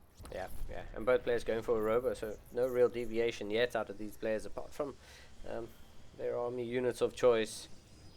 Forge coming down for Little X. He's playing this how I like to play it myself, trying to be ahead on those upgrades. In PvP, I feel like it's massively important. Yeah. Gives you such a big advantage early on. We got 4 more Adepts coming over here for Christiana. He's gonna be shitting him with 8 Adepts. Maybe he's trying to play on the fact that he knows his opponent, or most other Protoss players are likely opening multiple sentries in this matchup. Yeah, I mean, go. Probe is already there for the wall, and the Shade's finished. Yeah, we're going to be seeing some sentry target fire here. Good probe pull there straight away, not losing any, and the wall gets done. But the wall also walled the probes out, so nice force field. We should be seeing a kill on the sentry and then a recall here, if I had to guess. Maybe he's trying to wait until the shield battery finishes. Yeah, I think he is. He's going to make sure that attack finishes and doesn't cancel. We're going to have 2 more Adepts over here, so we still have the ability to one-shot probes. Oh, force field. Another probe goes down. Meanwhile, Christiana is pulling ahead in workers here. He's already 2 ahead. He's already also got an Immortal out already, plus 3 sentries of his own. Yeah, I'd say that was pretty alright for him. Yeah, pretty good for the 8 Adepts. Like you said, he was floating. There was, do you think there was a little bit of indecision as to what he wanted to do? But I mean, ultimately going for those 8 Adepts, he got quite a bit done. Forced that. He ended up going sentries behind it too, so he kind of made up for the gas floating early on. However, I think he was lacking on pro production a bit because he killed 8 of his opponent, but he's only 2 ahead at the moment. Even though the Nexus were almost identical in terms of timing. Yeah. It's a good point there. We're going to be seeing some aggression from Alex. Alex feeling the pressure after those Adepts. Yeah. I think it's an ill-advised attack from him, though. There we go, nice save. Yeah. Yeah, for sure. The War Prism was there, but he wasn't able to keep any of those two stalkers alive. 4 gateways on the side here for Cristiano. So Cristiano, you think he's just gonna go for a really strong 2-base timing here? He does not have a forge, though. Oh. So I would. Oh, he canceled the wall. The adepts are getting in. Yeah. Gonna be seeing some damage here. 3 probes already down. With Yeah. the prism, 6 probes down and the prism to follow. Cristiano had put Nice. down the wall and then just cancelled it almost immediately. That's a little bit of a feel bad. He's probably kicking himself for those eight losses. Little X now. And that puts Letalex up 9 probes. He's back in the lead. He's also got an upgrade advantage here. So the only thing he does not have an advantage in is immortal count currently. Is 3 immortals to 1 at the moment. So Yeah. if Cristiano goes right now, I think he will have a nice window of opportunity. Cristiano's going to pick off this one random immortal. Little X, unfortunately. The Clem rally. Wow. Little X definitely kicking himself, but he does have more depth in the main base. Well, the depths are fighting still because it's not going to go too well. But War Prism going to get out before Blink, so He should recall this prism. I think he needs it for micro potential here. yeah. War Prism micro from the side of Cristiano with no War Prism micro from the side of Letalex. I think this is a losing fight every time. Double Guardian Shield doesn't actually do anything. I think he's a little trigger happy on that button. Here comes the War Prism micro. First, only Immortal goes down for Letalex. Yeah. Big game. Cristiano.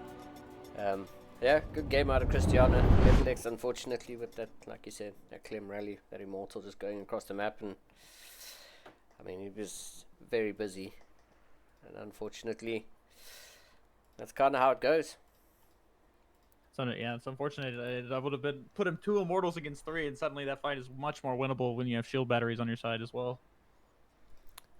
Yeah, for sure. And doing a recall on the War Prism would have been a micro battle. With Cristiano just looking pretty strong, man. Swap me with Cristiano, please. In the yeah, there we go. Good. Cristiano already is like, go.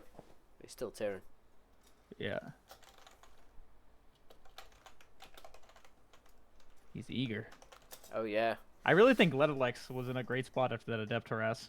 If he'd have just pulled everything home and built a couple extra shield batteries, he was +1 to +0. Army supply was pretty even. Yeah. Cristiano hit probably the one and only window that would have, like, I think if he doesn't kill him there, to win the game, he would have had to draw it out like a lot longer from that point. You're talking like 15-20 minutes.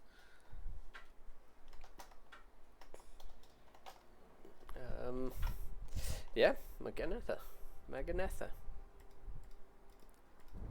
The macro map. Oh, go ahead. Introduce our first player.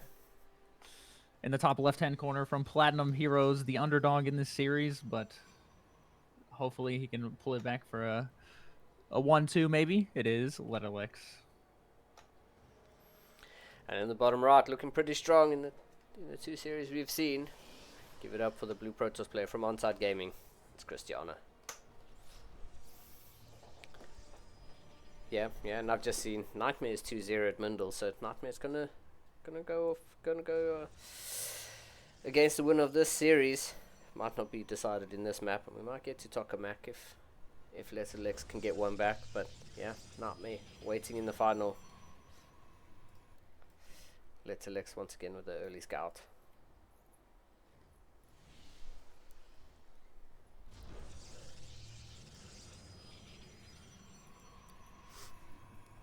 Yeah, this is going to be a pretty good final, I think, with Nightmare.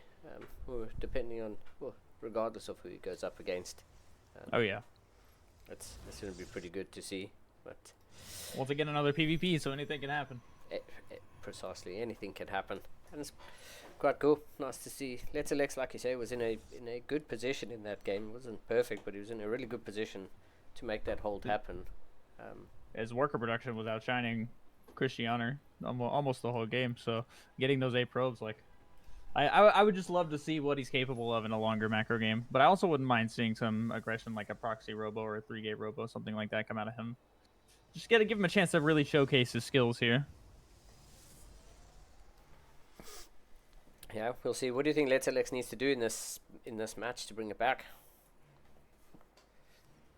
Do you think he needs to? I'm go ready for for some Protoss trickery, man. Like Yeah. trying to throw his opponent off with the via information. It's one of the strongest ways you can beat opponents that you consider better than you. Yeah, yeah.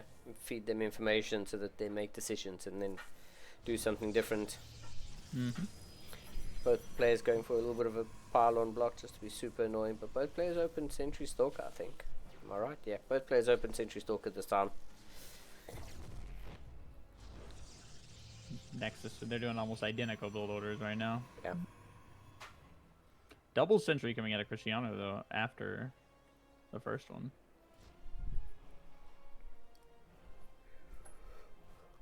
And Letterlex with an early robo. Okay. I mean, I say early, I guess just... Twilight versus Robo, though. So we're seeing some variation here. That's cool. Very nice to see. Obviously, Hallucinated Phoenix is coming in from both sides. Just getting a scout off and both players getting a good read of what's going to go, what's happening, what their opponents are doing. So It's very hard to hide info in the current meta and PvP with so much Hallucination Scout going on with Energy Overcharge. The amount of times you fly a Hallucinated Phoenix across at the 2.5 minute mark and you meet the other one in the middle of the map. yeah.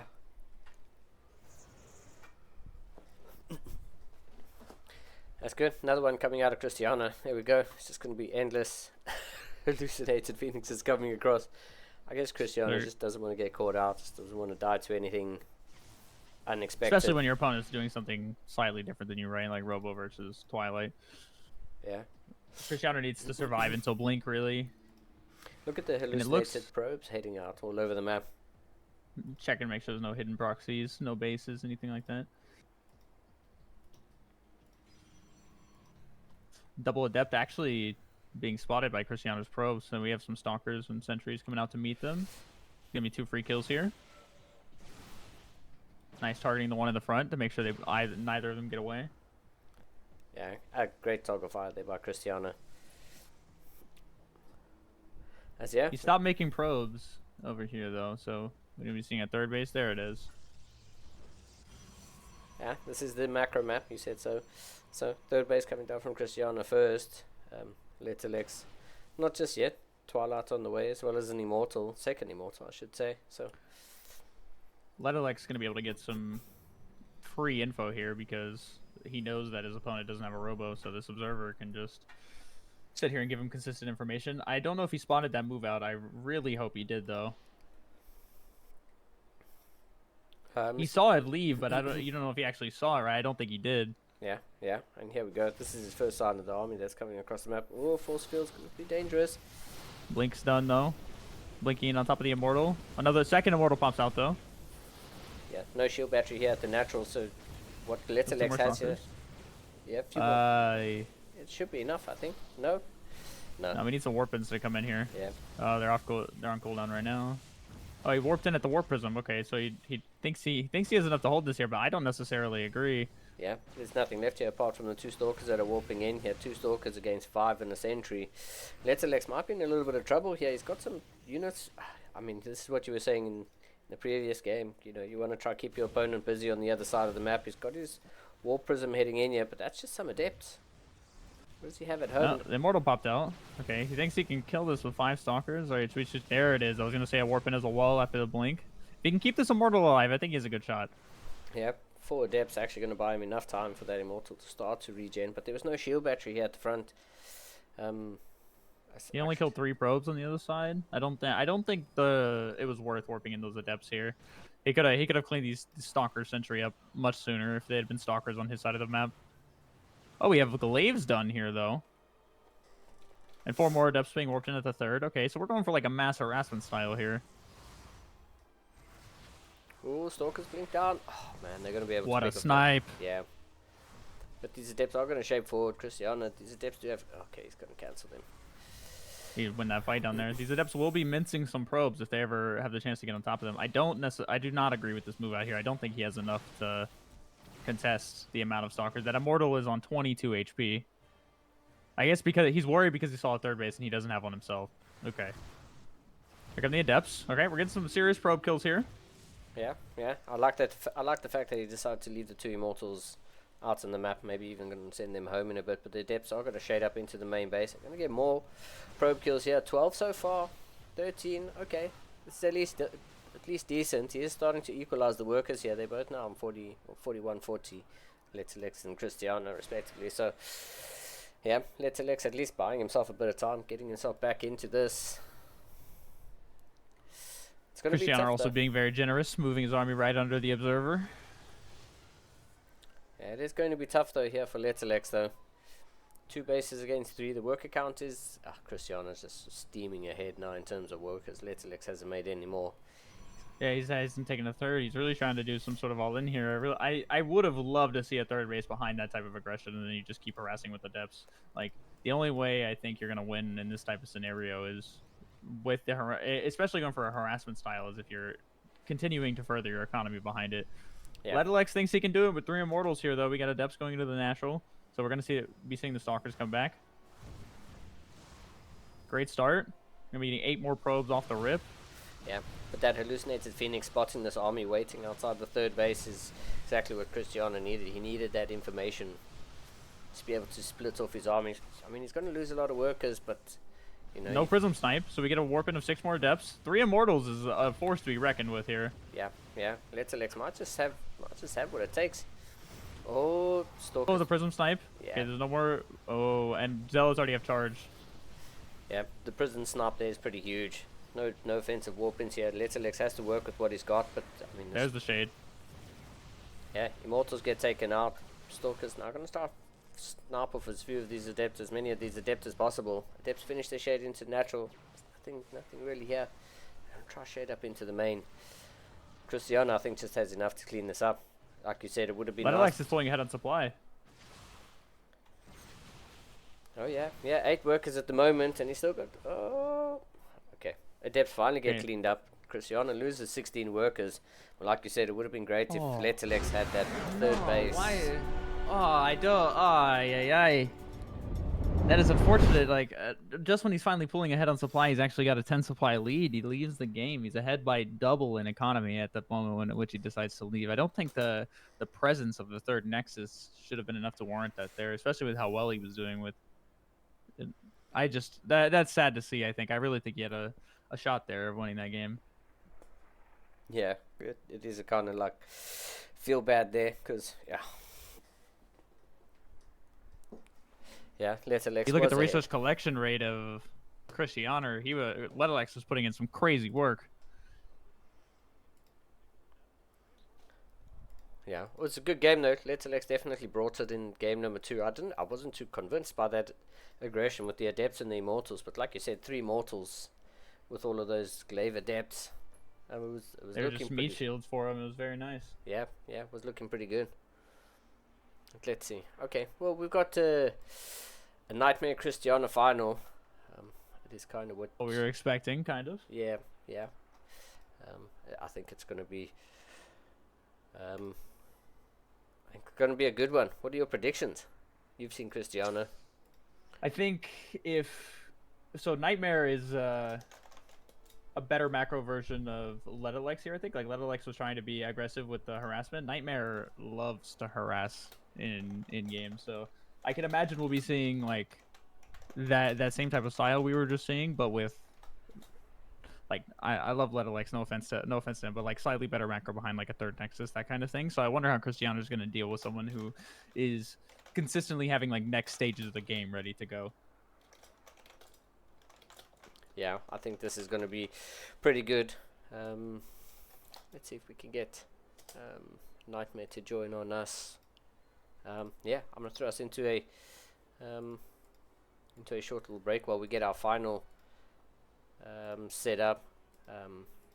Yeah, so stick around everyone. We've got probably one of the best PvP finals we're going to see in a while. So yeah, we'll be right back.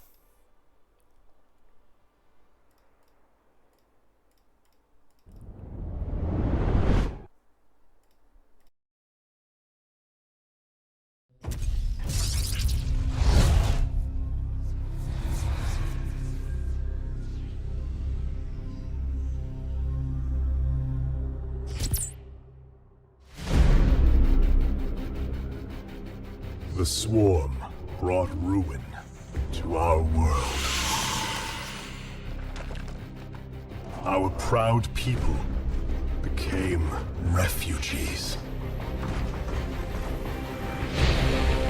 And yet, they could not shatter our unity.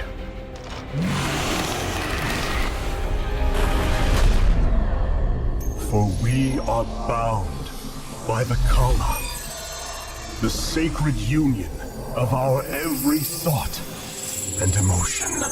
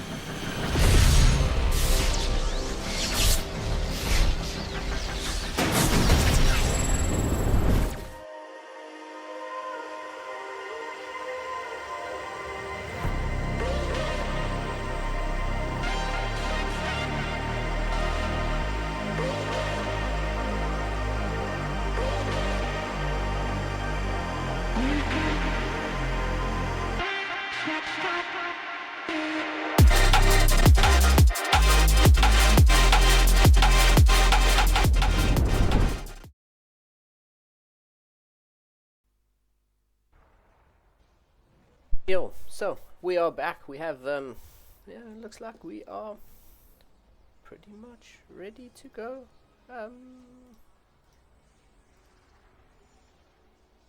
Yeah, just waiting for Nightmare to join, but he is ready. Just trying to get everyone all in the same place. Yeah, really looking forward to this PvP finals. Nightmare vs Christiana. This is gonna be really good. Shout out to Groovy who joined me for a couple games. He'll probably be back.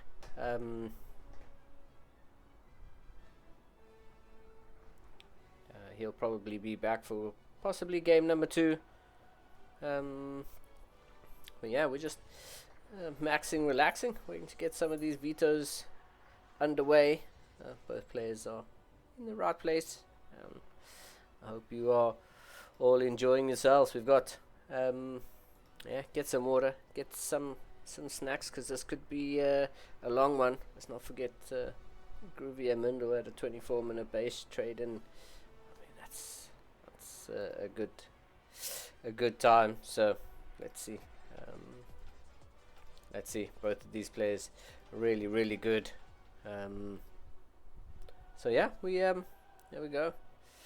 Ultra Love, the first one that gets vetoed out.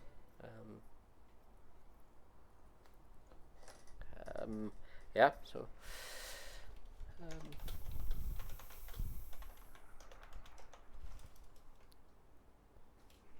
yeah, we yeah, getting this underway.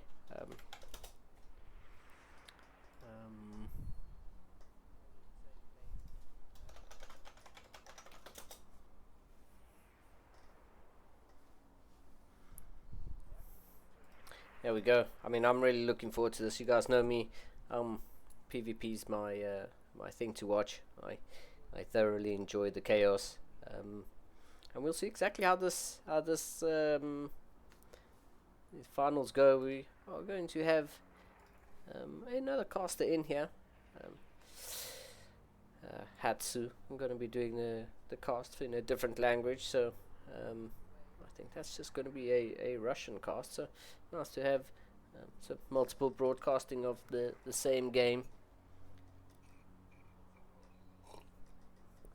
I've just got myself some water, and I'm ready to kick this off. We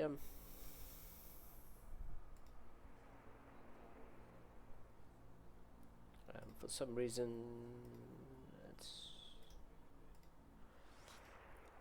let's see if that's going to work.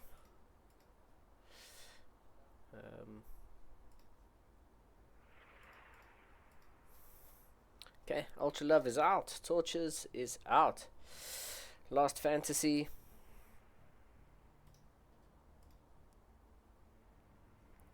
There we go. Last Fantasy is now out. Man, I love it when a plan comes together and everything starts working as it should. Once again, shout out to Ladder Legends. Just before we kick off this final, shout out to Ladder Legends for making this possible, for joining us.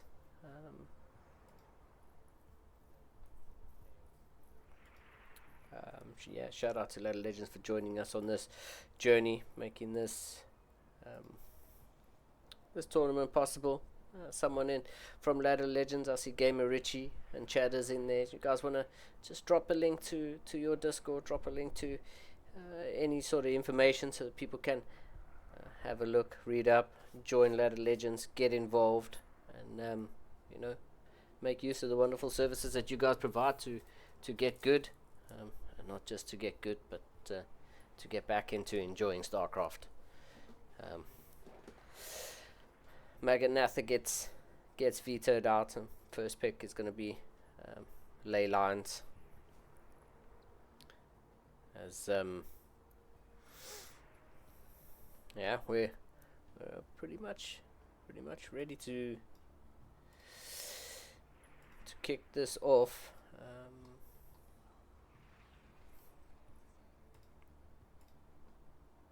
Second map gonna be Tokamak. Just gonna finish these. Just gonna finish these picks, I think, before we start the final.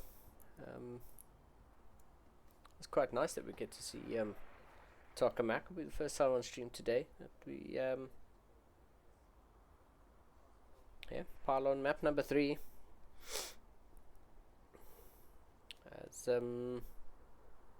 yeah, the picks are good. I think we're going to be in for a real barn burner. But these players, let me see if I have some. If I have a couple seconds to. Let's click on this button. Does this work?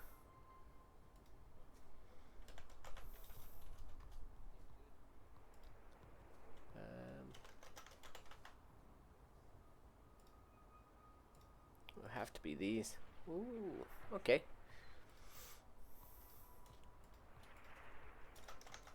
Yeah, Gogo gets called.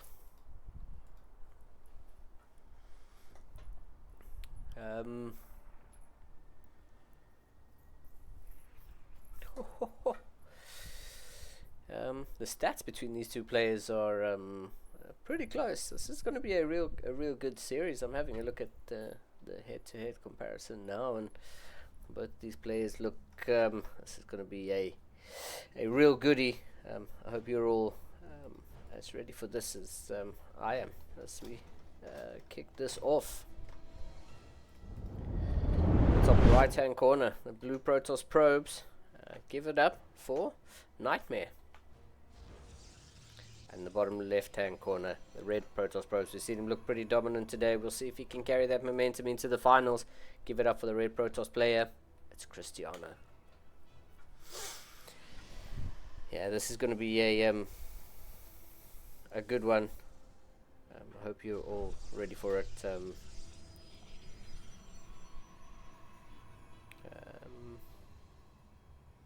Yeah, we'll see.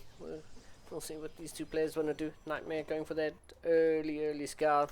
Well, just gonna follow this probe as this one gets all set up. We've got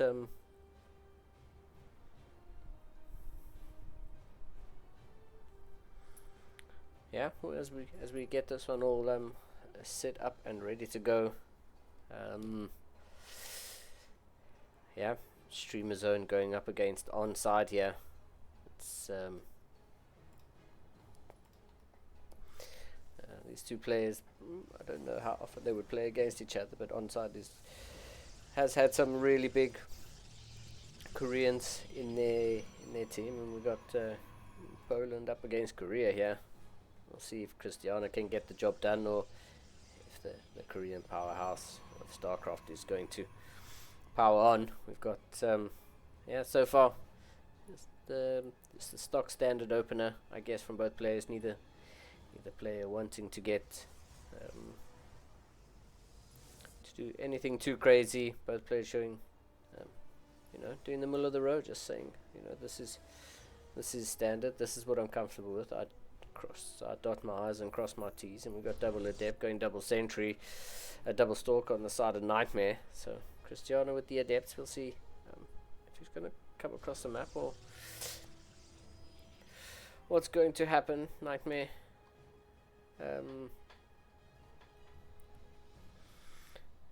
yeah, we'll see who's going to expand first, I guess.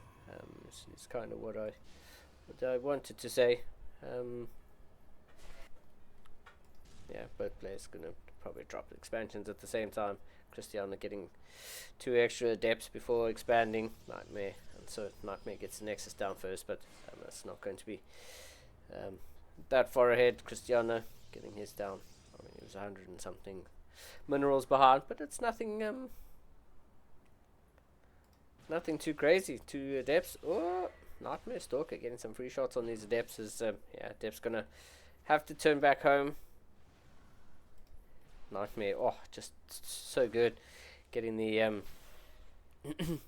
yeah, staggering his stalkers, forcing those adepts to cancel their shaders. There we go, 2 stalkers against 4 adepts. The adepts are looking pretty good. One of the adepts lands up going down, but the adepts are, I was going to say, adepts are really going to try and get a hold of that low HP stalker. 2 sentries that pop in. Yeah, 2 sentries going to show up for the defense. Nightmare going to lose a stalker, but it's, I mean, not at the cost of nothing. Cristiano loses another adept. As yeah, we got Robo going up against Twilight. Cristiano just starting the adept printer here, just making only adepts. We'll see exactly what he can get done with it, but Nightmare, 3 stalkers and 2 sentries in an okay position here. Oh, adepts are going to meet everybody here in the middle of the map. Nightmare tries to get a force field down to stop the sentries from getting adepts from getting out there, but adepts going to finish their shade. They're really going to commit to getting across the map and getting some damage, but there's no probes here for anything to get done.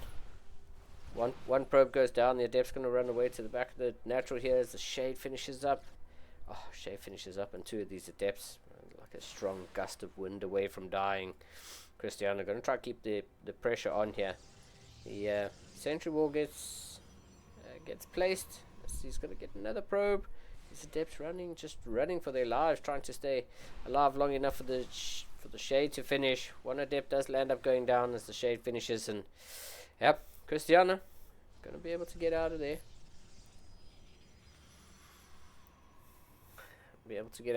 These adepts still trying to be super annoying. They are going to shade into the natural again. Another probe goes down. 2. Oh, Nightmare just using all the sentries. Force fields just trying to keep these adepts shaded in this corner, trying to get rid of them. Finally cleans them up. Nightmare saying, I'm done with these bloody adepts. Get out of my game. Twilight's on the side of Cristiano finally as Blink's about half of the way done. Nightmare, 2 adepts of his own heading across the map, but not too much is going to get done with 4 sentries and 2 immortals. Cristiano's definitely set up for that robo game. Double adepts, gonna shade in, and Cristiano he's ready for that. The yeah, two more adepts. He has 2 adepts of his own heading towards the natural. We're gonna get one probe, or 2 probes. The force field just not good enough to keep that adept away from the probes. As an 3 probes. Cristiano getting 3 probes. As yeah, another immortal pop shot for Cristiano. As yeah, he's gonna try. Yeah, he's gonna hunt down these adepts, and it shows the force fields of his own. 4 force fields just to get rid of those adepts and stop that annoying adept harass. Cristiano cleaning that up. As yeah, he currently has a what's that, 6 worker advantage. Both players pretty even on supply, just 2 in the favor of Cristiano. So yeah, Nightmare gonna try to come across the map and see if he can get something done. Cristiano's built some really strong defenses. Yeah, 3 mortals, 4 sentries, a war prism, and now goes into 4 more gates. So Cristiano getting set up for a strong defensive game. We shall see how this pans out. Nightmare, 1 stalker just here at the front. Look at the damage on that stalker, just like instant. Unfortunately, the blink just a tiny little bit too late. It's Nightmare takes a lot of damage on that 1 stalker. Cristiano setting up +1 on the way. Blink about to finish up. Hallucinated Phoenix gonna spot these stalkers just here south of the, well, just here around what would be the 3rd base location. Yeah, Cristiano playing a pretty good game. He's feeling pretty confident. 4 immortals, 4 sentries, 5 stalkers, heading across the map, and Nightmare might be in a little bit of trouble. Has gone for a 3rd base, and like I said, might be in a little bit of trouble. There is 5 stalkers, 6 stalkers in the main base here. 6 stalkers against 4. Nightmare might just have those 2 warp in here, so there might be a defender's advantage, but on the other side of the map, Cristiano has a huge army. That's, I mean, just DPS wise is probably a little bit too much for this. Good force fields here. Got to shave off a couple of these immortals. As both players just force fields all over the show, trying to shave off units wherever they can. The war prism micro from Cristiano is pretty good. Keep bringing a couple of these immortals back. He's the only one of the immortals in this fight back at home. More force fields going down here. No sentries remain. So here we go. Nightmare coming in from the back. One stalker coming in from the back. The war prism is here. Going to try warp in a couple units to try help this probes finally getting pulled in here. Nightmare seems to be holding Cristiano. It's such a good opportunity to get so much done. He's now just backtracking, just trying to just micro his way out of this. 4 stalkers coming from the south side here.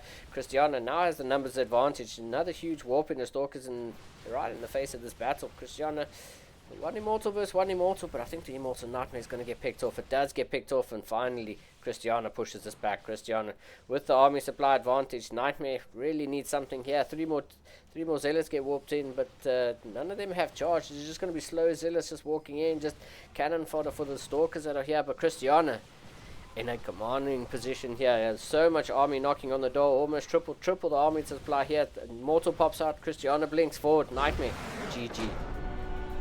That's going to be it for game number 1. Cristiano really set that progression up quite nicely with the Robo opener as opposed to the Twilight, and then just getting 3 immortals really early on, getting those high-tech units set up and ready, and like I say, that's yeah, Cristiano set that one up quite nicely. Nightmare was pretty good.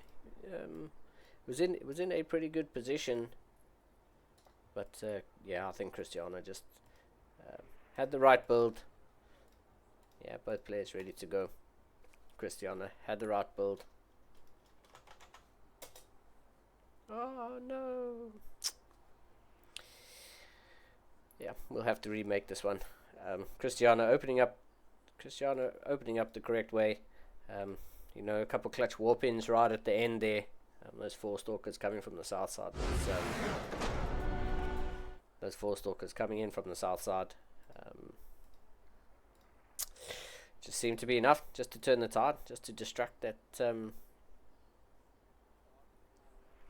Seemed to be enough just to distract the immortal long enough to get.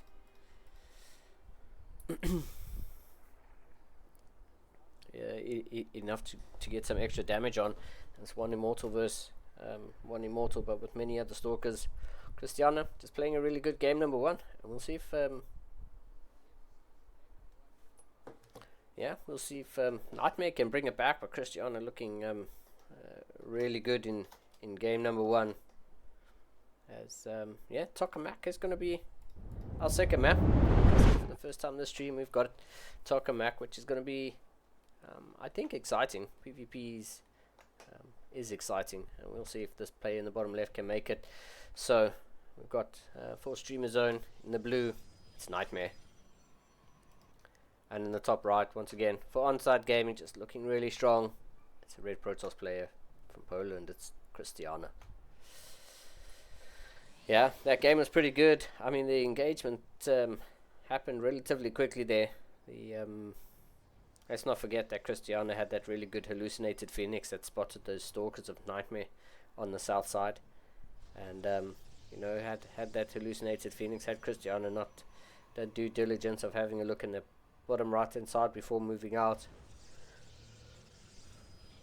the stalkers of Nightmare really could have come in there and got quite a bit done. So, you know, Cristiano just playing a really clean game number 1, and yeah, Nightmare just barely not able to hold on right at the end there, and then just Cristiano just snowballing that. So yeah, I mean, that's kind of how it goes. Both players identical builds here. You see the probes just crossing in the middle of the map. Both players scouting at the same time. As yeah, what a game number 1. We'll see. We have 4 more to go, and if you're like me, we hope we get there, because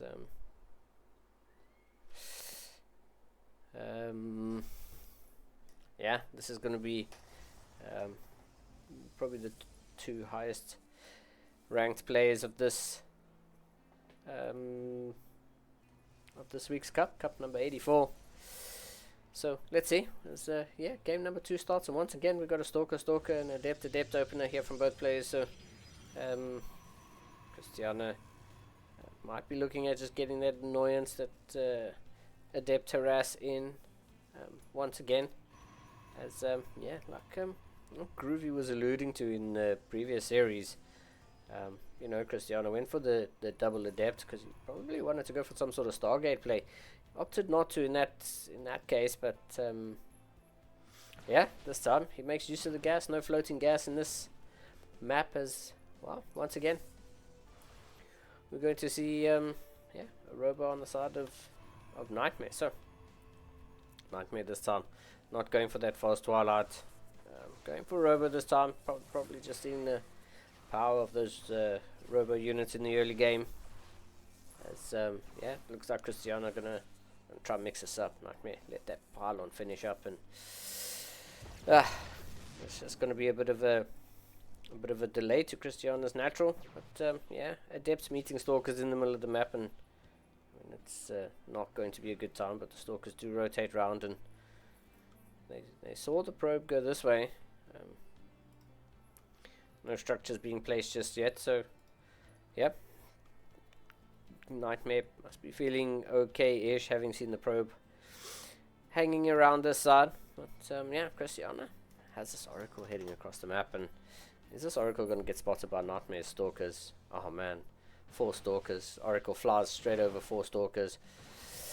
You got to feel bad for Cristiano in that sense. Like, wow, your first Oracle, you really want that to get across the map undetected, get in there, get some worker harass done, but you know, you've just donated an Oracle, and unfortunately Nightmare's got 6 stalkers away on the way across the map. He's got a War Prism and 8 stalkers. Make that 8 stalkers coming across the map, knocking on your front door here. As you know, Cristiano does have the expansion. His robo's just finished up. His Nightmare's just got a War Prism here, so you know, he's going to have offensive warpins. There's a sentry that's just turned up, another shield battery on the way for Cristiano. Cristiano really needs to just buy as much time as he can. There's so many stalkers here for Nightmare. Force fields are good. A couple of these stalkers going to be able to walk around here, but oh man, this War Prism micro has to be good to keep these stalkers alive. Nightmare bleeds off one stalker so far. Cristiano with a good hold. Like I say, he really needs to buy this time. Immortal pops out, second Immortal queued straight away. This could be Cristiano's moment to shine. He really needs this to hold. There is a Zealot here, just to be a little bit of cannon fodder. Shield battery is going to keep that Zealot alive for another volley. That volley could turn out to be really important. There's no Guardian shield here. I think that's another shield battery coming down. Sentry gets picked off. Its second Immortal is about to pop. Another Sentry warps in here at the front. Do we have an energy recharge? Yeah, Guardian shield might turn out to be invaluable here. There we go. Second Immortal is here. Here we go. Oh, great force fields here. Shave for quite a few of these Stalkers. The War Prism Micro is going to be pretty good here out of Nightmare, but a couple of these units getting shaved off. Christiana just getting that little bit of damage done, pulling back that low HP Immortal. Christiana might just have the Micro to do this. Another Stalker falls here on the side of Nightmare. Nightmare might be forced to back away here. Oh, he's going to back away enough to get three Stalker warp in. 3 brand new Stalkers show up, and wow, Christiana getting the solid hold there and getting the game done. Like, wow. That was a pretty quick GG. Nightmare kind of knew he was in a little bit of trouble there. He's got no natural there. He was trying to hit at a time that was really hard. Had the War Prism there for the Micro, but I mean Christiana just looking really strong. I wonder if there is such a if ping is going to be a problem. No one has mentioned anything that they would prefer to play on different servers. Everyone's kind of just ready to go. I don't know if Nightmare has ping problem, but I mean he's he's saying go is absolutely no problem. And Christiana once again go.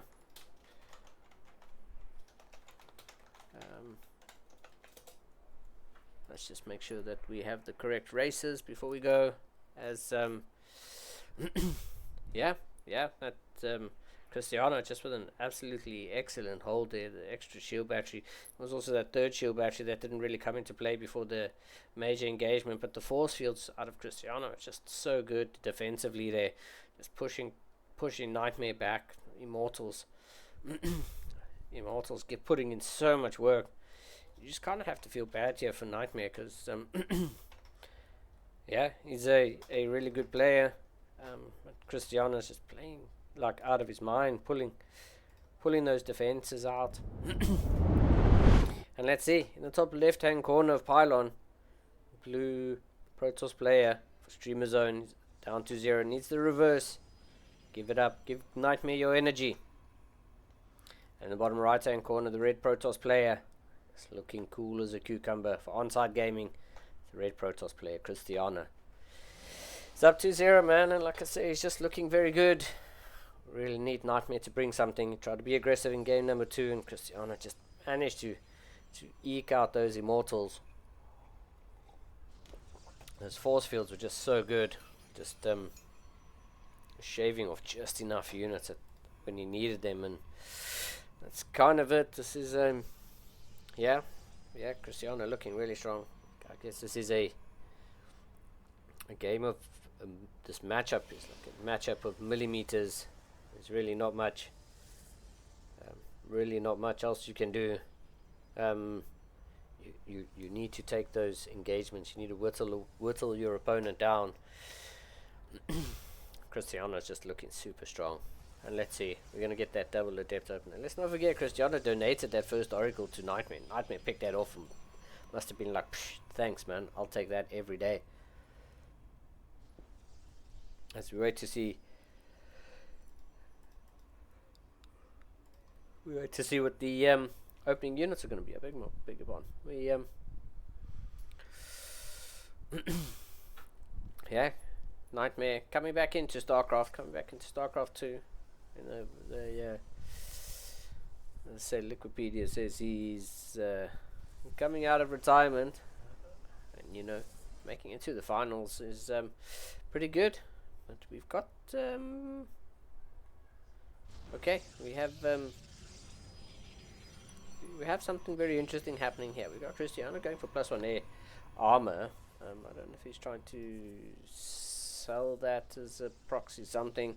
Nightmare definitely aware that. Oh, wait a second. What is going on here? Nightmare going for a Stargate.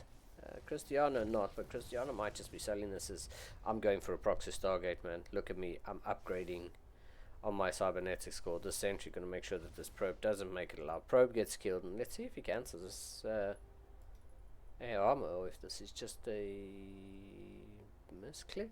Oh, I don't know. I have absolutely no idea what this is. If anyone in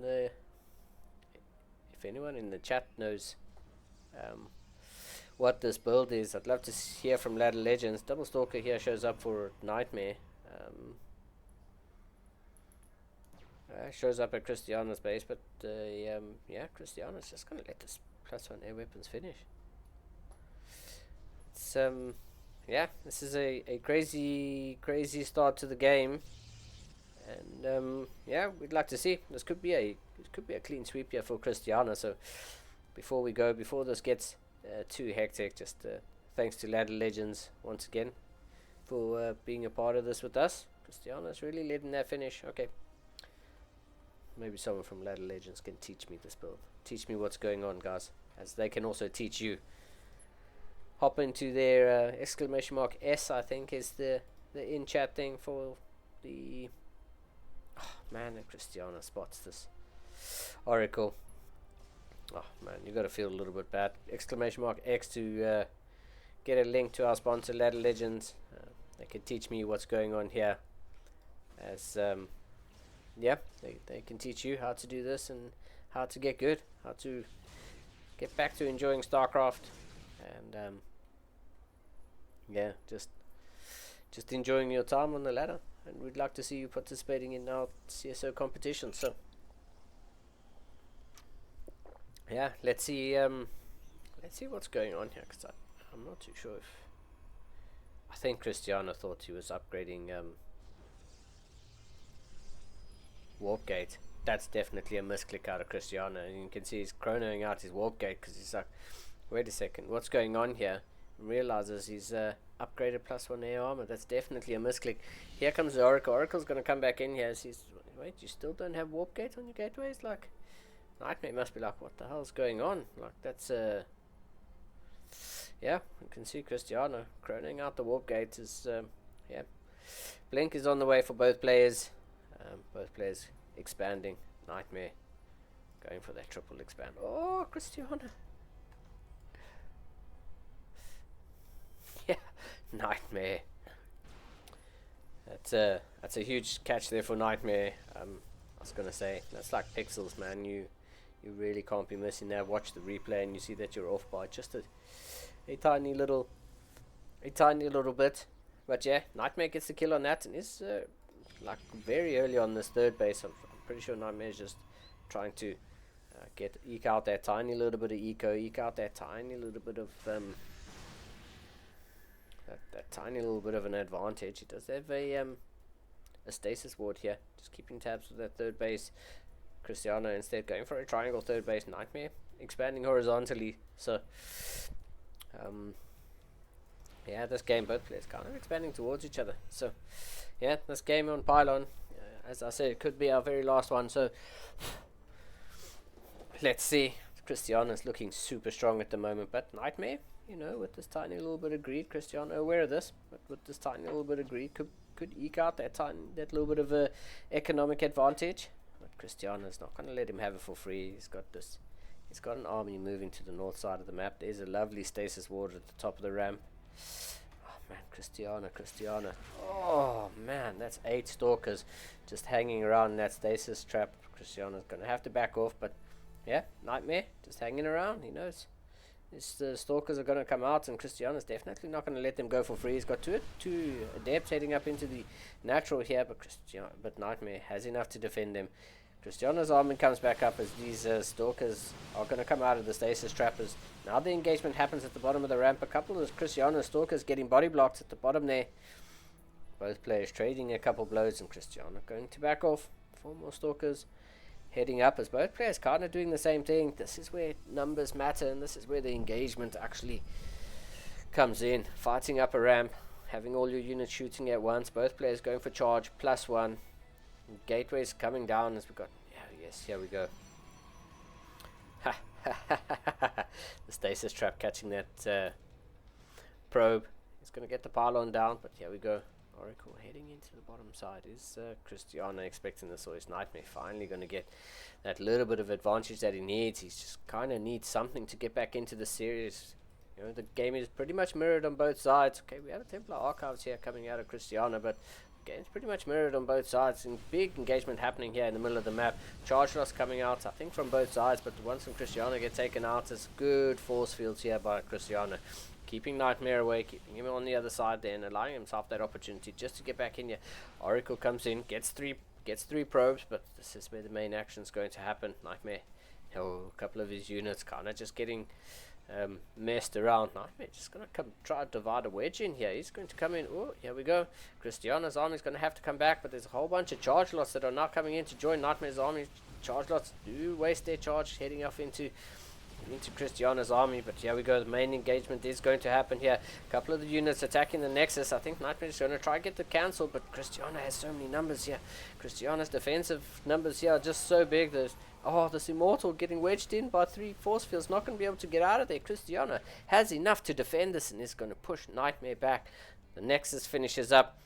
Christiana in a very good position, up almost 20 supply here, all of which being in army. Nightmare warping in a whole bunch of charge lots. Some High Templar getting warped in here to make some Archons. Christiana not pushing the envelope here. He's just gonna stay back here. Nightmare has a very cheeky observer. Just keeping tabs on the saturation of that 4th base. Sees that there's no army there. Nightmare needs to know his shield battery is coming down now, but that's not going to be enough. Look at the army here from Christiana. It's nearly 15 supply more. Couple charge lots dash ahead, but Christiana, rightly so, just turns back and lets the Stalkers deal with the Zealots. His Nightmare just bleeding off Zealots with this War Prism here. Christiana's got the reinforcements coming in. Both players with +1, +2 on the way here for Christiana, but this might be over before the upgrade kicks in. Immortals are here. They're doing quite a bit of damage, tanking so many shots from these Stalkers, but the army here from Christiana is almost double the size of Nightmare. Nightmare's in some serious trouble. Energy recharge on the shield battery is going to keep a couple of these units more alive, but Christiana just with the numbers pushing in, pushing forward. Immortal shows up, gonna force Christiana to back off. Nightmare loses 12 workers and he's only 7 behind, so you can see Nightmare had that slight economic advantage, but Christiana just with the numbers. The numbers here don't lie. 22 Stalkers on the side of Christiana, 5 Stalkers and 1 Immortal on the side of Nightmare. The blink forward is going to be good. Immortal gets taken out here, and just the sheer number of Stalkers is just too good.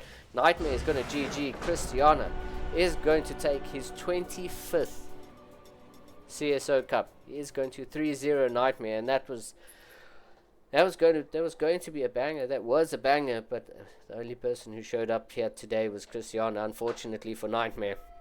You know, he had the advantage, but Christiana just seems so clean, so crisp at the moment, and he just showcased that in all 3 of those games. Christiana taking the 3rd game, taking the 3-0, and making this a clean sweep, man. That was not something that I expected. I was really hoping for Nightmare to come in, take a map off. You know, he did the right thing, getting the early Nexus, trying to get ahead, but the aggression from Christiana, the decision making is just too crisp, it's just too clean, knowing when to engage, knowing when to pull away.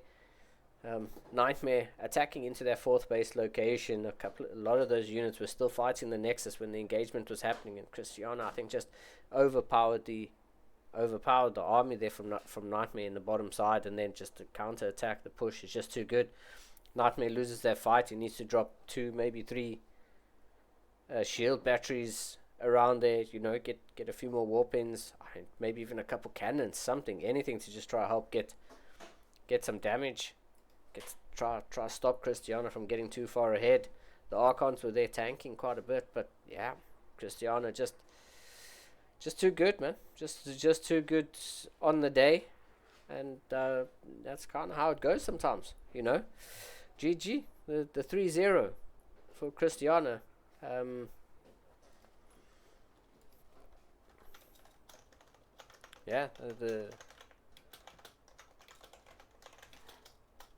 Christiana taking the 3-0 and taking his 25th CSO Cup.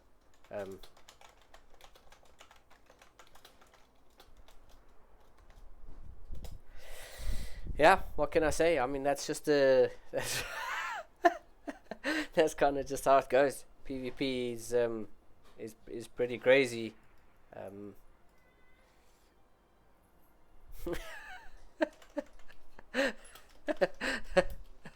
Christiana says, air armor opener is new meta.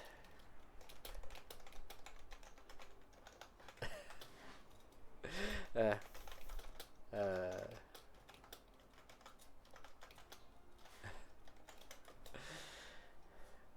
yeah, but yeah, what can I say? That's kind of how CSO Cup goes. Yeah, Cristiano just looking like an absolute machine. Um, I don't think any of us were expecting a. I don't think any of us were expecting a Cristiano 3-0 in the finals, but yeah, that's just how it goes, I guess. So,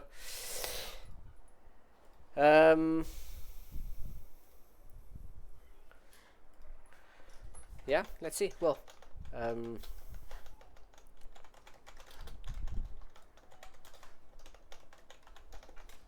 yeah, well, from myself, Linglad, and from CSO, it's been an absolute pleasure. And shout out once again to Ladder Legends, probably for the last time we could.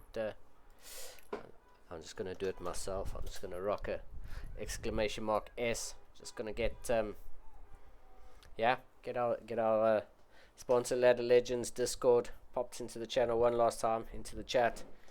Give them a follow, click the link, head over to their Discord, see if what they offer is what you want. If you're just looking to improve, just looking to make a difference, get a bit better every day, Ladder Legends is definitely the place to do it. With all sorts of coaching, all sorts of offerings that they give there.